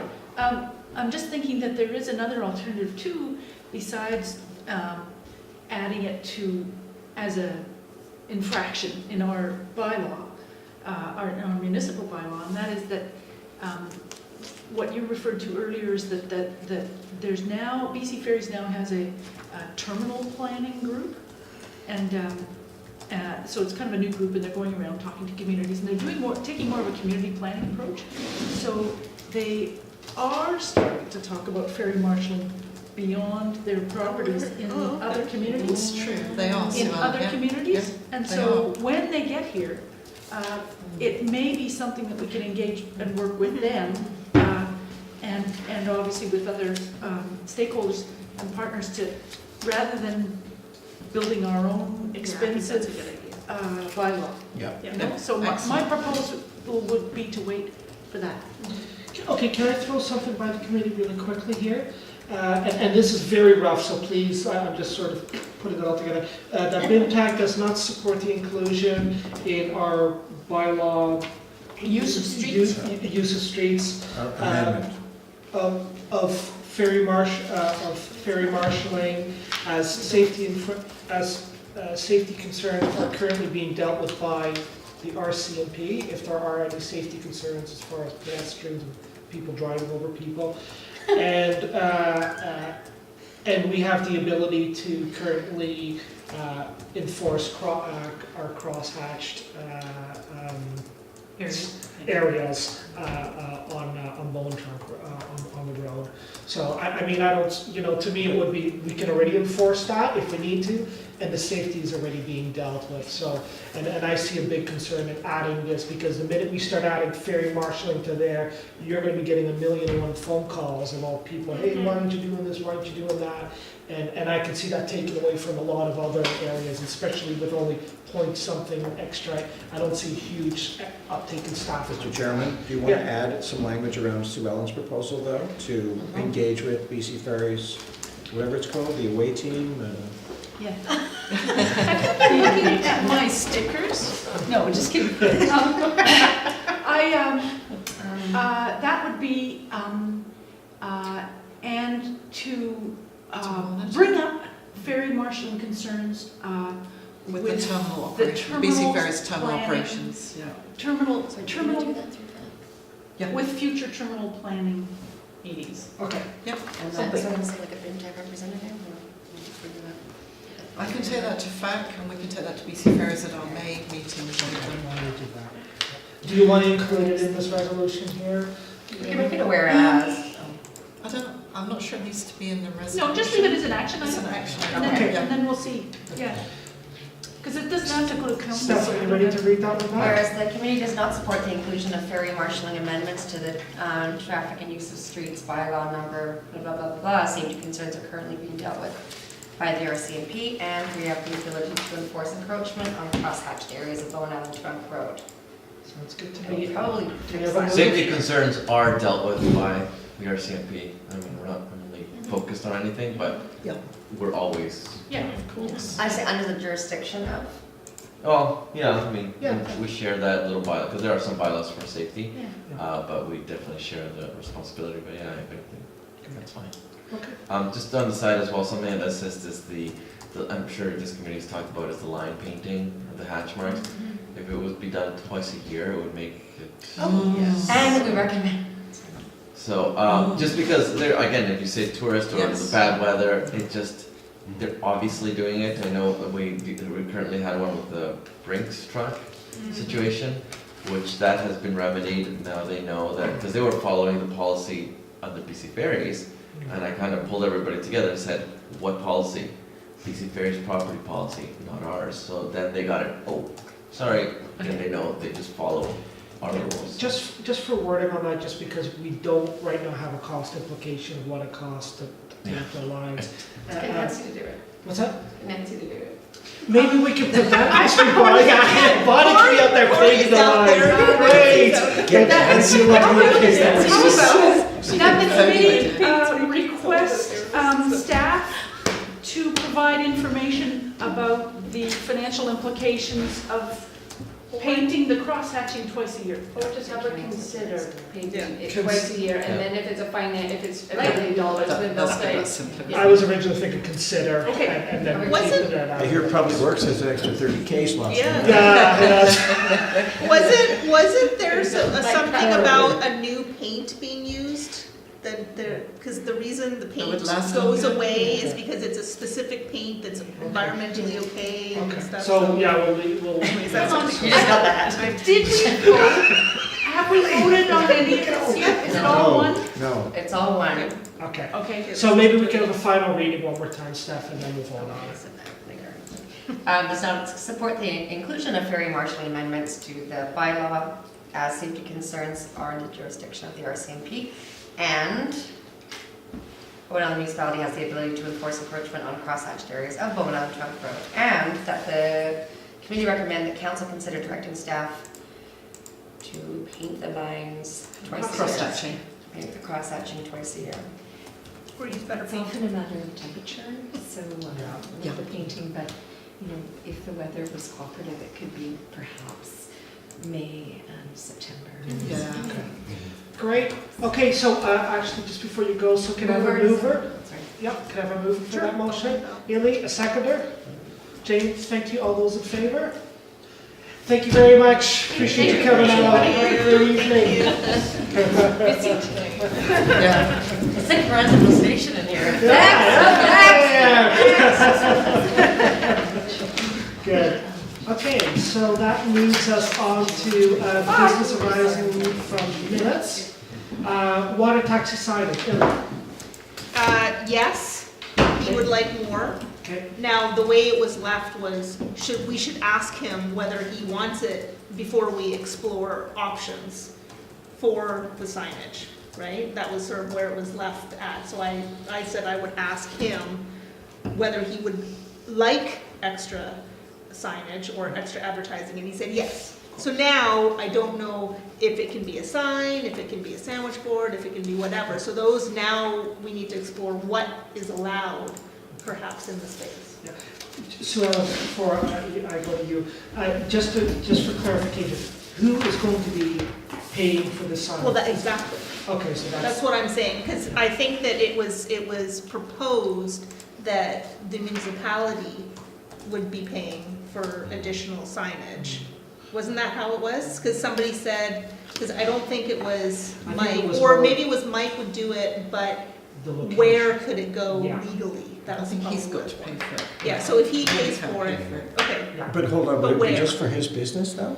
Because we This- can't support that. It'd be generic water taxi And there is services. already a sign that says water There's already a taxi. sign that says water taxi, and So so the there question was was. putting a sandwich board. Yeah, putting a sandwich board or putting something that would show more, it would, because there's still a lot of people, because I guess where the sign is, I don't know where the sign is, I don't It's think I've by ever the seen it. cenotaph? Yeah. Side Just to after the- that. I think I suggested the signage board just because the water taxis aren't always running, Yeah. Right, every day. So especially, and it doesn't need to be up in the wintertime when it's pretty much just on people taking it. So I think the sandwich board, sandwich board. and if But it is that it makes sense for okay? him to I pay mean, for it. is that a Well, we should concern ask because it's, Bonnie would- Yeah, Because and we it's- can also send this to Public Works and and it's, because it's where people would, the ambulances would need to go, and I mean, there's all kinds of things. So that was where, he says, yes, he's open to it, he'd like it, but where do we put it? So we need to then go there. So it's about giving him permission to put a sandwich board in a particular Yeah, location yeah. if he So- wishes. Yeah. So Bonnie, She's almost, you're not going anywhere now. You should have run. There, lesson learned for next meeting. she's our worker, so. Yeah, so our next item is about us being supportive of the water taxi, placing some extra signage on the docks, directing people, and maybe even possibly with a schedule on it, to the water taxi area. Question to you is around location of that. If it was decided that you wanted to put a sandwich board up, for instance, can that be just placed on the dock, or is there a process that you need Yeah, to go so through? I don't know the whole, I don't know every provision, but I do know that we're not allowed to have chattel or signage on. Chattel? Chattel, like just things, Okay. on the dock proper, so it is, this is just my recollection in general, to have anything at the dock surface has to remain clear, that Okay. is in the bylaw. Could it be on the But railing? it could be on the railing, yeah.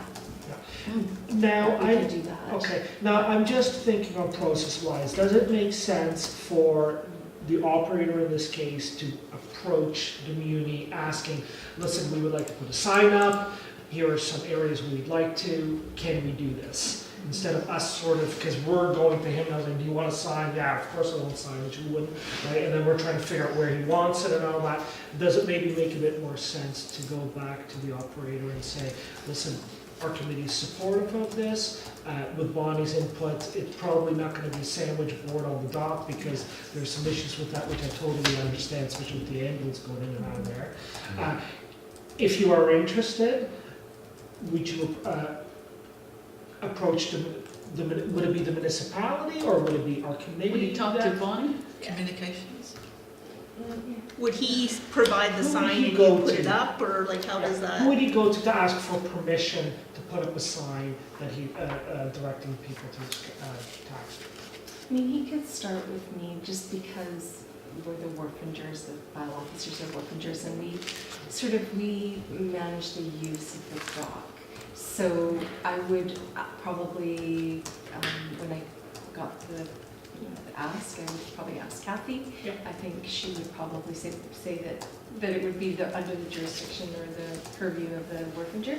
So we already have some signage up for both Cormorant and It's further down. It's further down, That's- so you're thinking sort of Thinking at of the like, entrance? so when you're waiting for the ferry and there's that bit of railing and then Yes. there's the shelter thing. So it would Yes. be like on that railing because people aren't venturing down They don't know I it's to don't an see option. that it's down there. Yeah, I think it's totally a viable option, and we would And just just want to simply see water taxi. something like, with an arrow. you know, that I can't basically. see that being a problem. We have a rockfish sign up there, and Right. yeah, and then we have the other, So, yeah. I think, Bonnie, you're also on the Snug Cove Yeah. improvements. So I would run it, you know, I've So- run it past a few people, but if the water taxi owner wanted to come to me, and then I can just talk to more people and Perfect. make it happen. good. So I think maybe that's it. Yeah. And Are I you- will are you okay for communicate action that item to to Mike communicate and that? then, Great. then he Awesome. can. Okay, Awesome. great. So we don't need to make any resolution. No. No. Thanks, buddy. Have a good evening. Thank Maybe. Thank you. Now, Ryan, run away very quick. Very good. All right, new business. Can I, one more thing, just before So we sorry. leave that, could you also communicate that to the other water taxi company? Yeah, he's Even- already said he doesn't want it. But, so that was why it was, Okay. I guess he doesn't, he was like, no, I don't want it anymore. Okay. Middlecombe? He was like, no.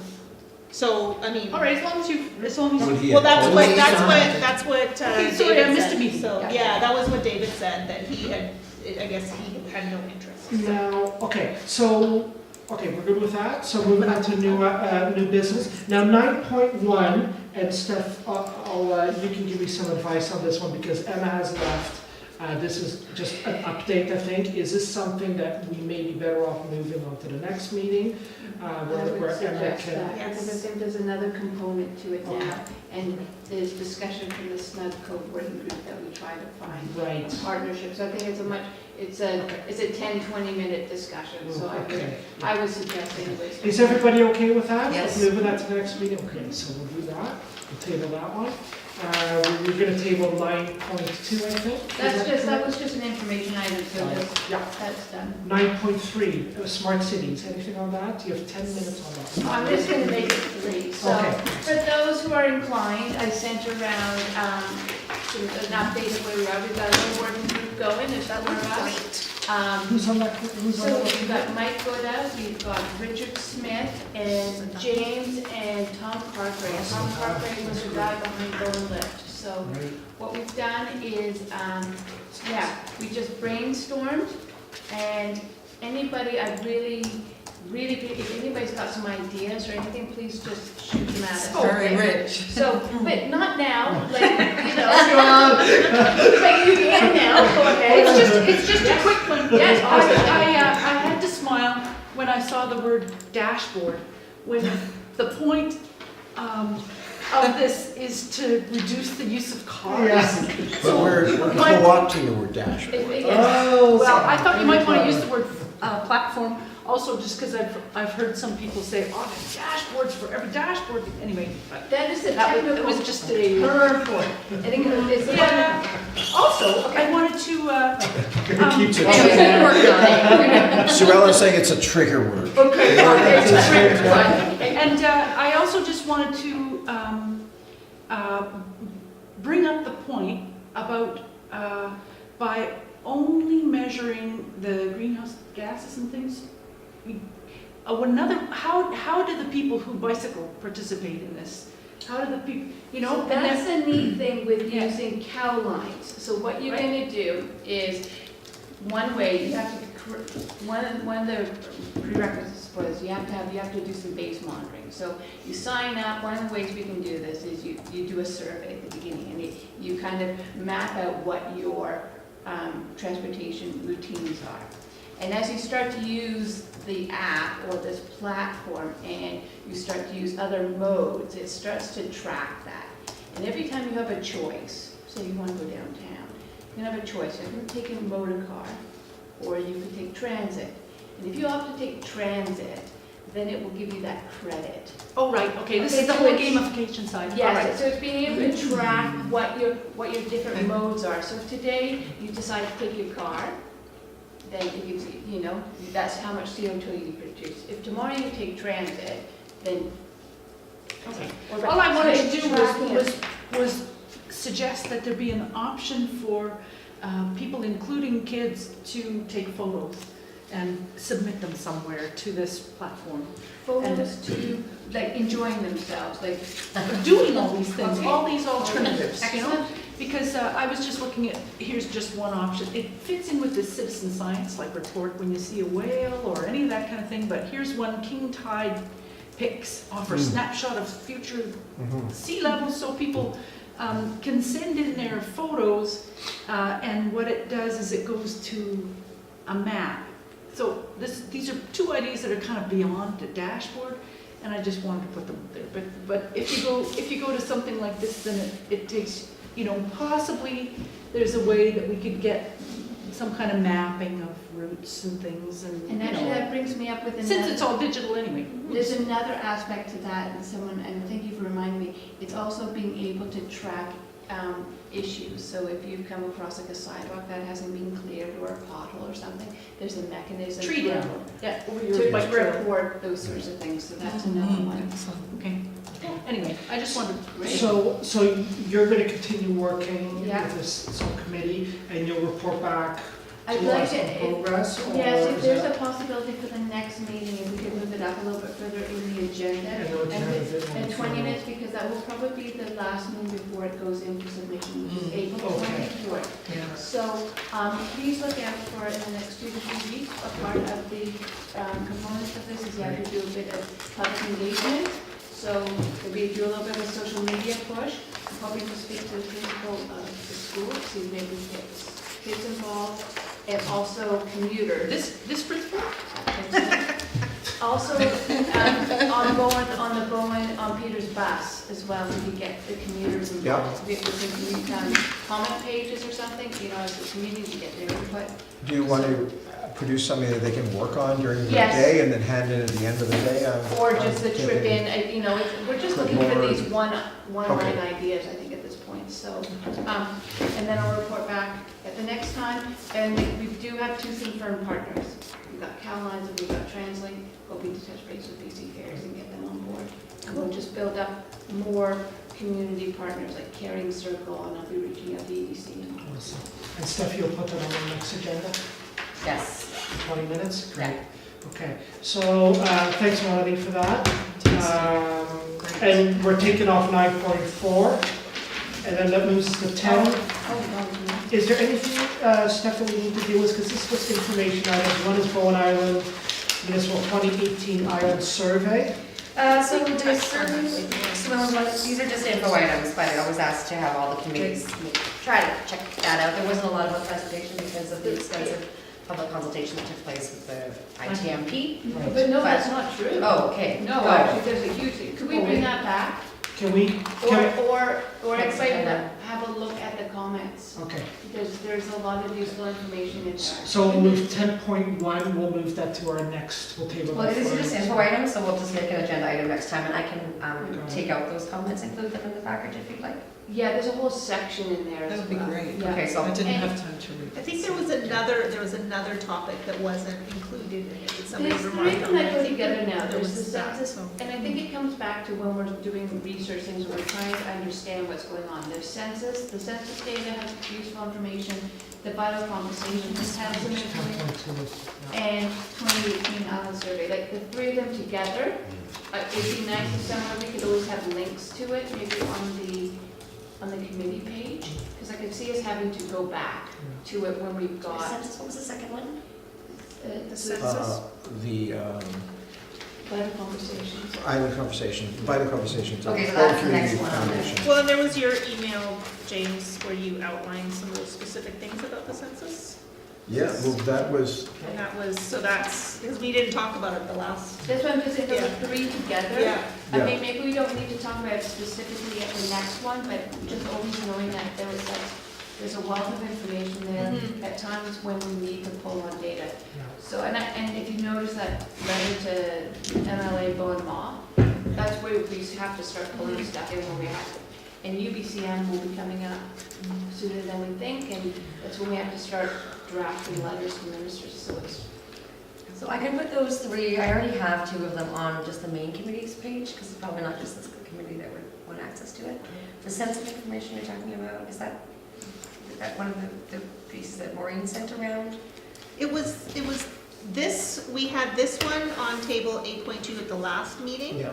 Okay, But so we was- didn't, I we wasn't here didn't last touch meeting, it, yeah, we didn't touch on It would it, be in, so. it But I pulled out some of the data. And into the then little James pulled out summary. some of the data, which is in this email. You can have these if you need to look at them for. Just a summary of Yeah. the, Okay.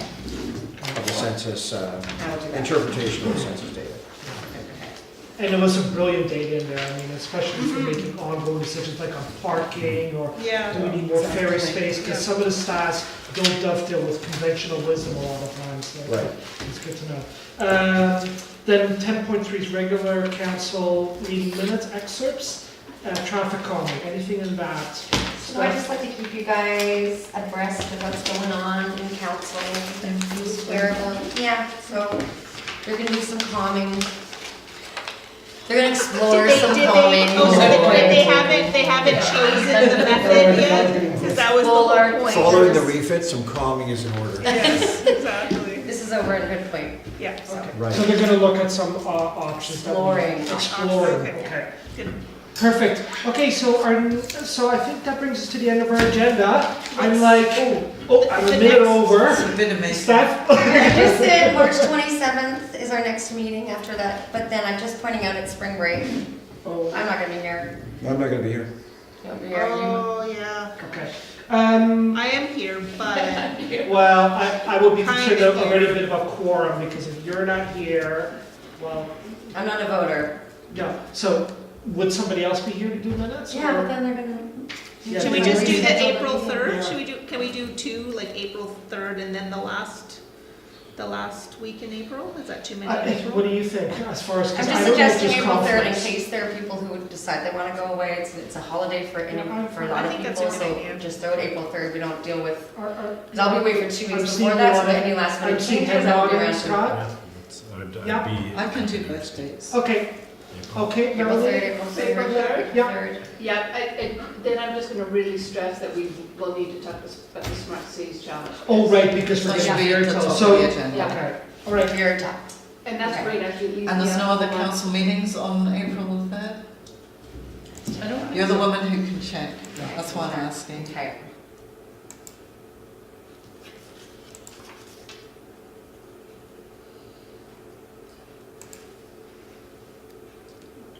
Nope. Melanie, do you Perfect. want us to Okay. send you So, recommendations Hold on. before that date, and then all that's taken care of, and then you just give the last? You're Yeah. basically just giving April, after. yes, as of April, it will just be drafting, so any ideas before, So before the. yeah. So ideas in the next week or Yeah. two? In the next 2 Yeah. weeks. Yeah. so Give- don't give bring, people don't bring the- ideas to the April 3rd meeting, because that would be too late. Yeah. There'll be a You document might for actually us. have a draft. No, I don't No. think there will be, well, I hope there'll be. Be a draft. Okay, so that's good stuff? Yes. Okay, can I have a motion to adjourn? There'll be more. Sure. James, seconded by Samantha. Have a good evening, Well done, everybody. Rob. Well Thank you, done. Good job. Agenda. I just said to my husband on the phone,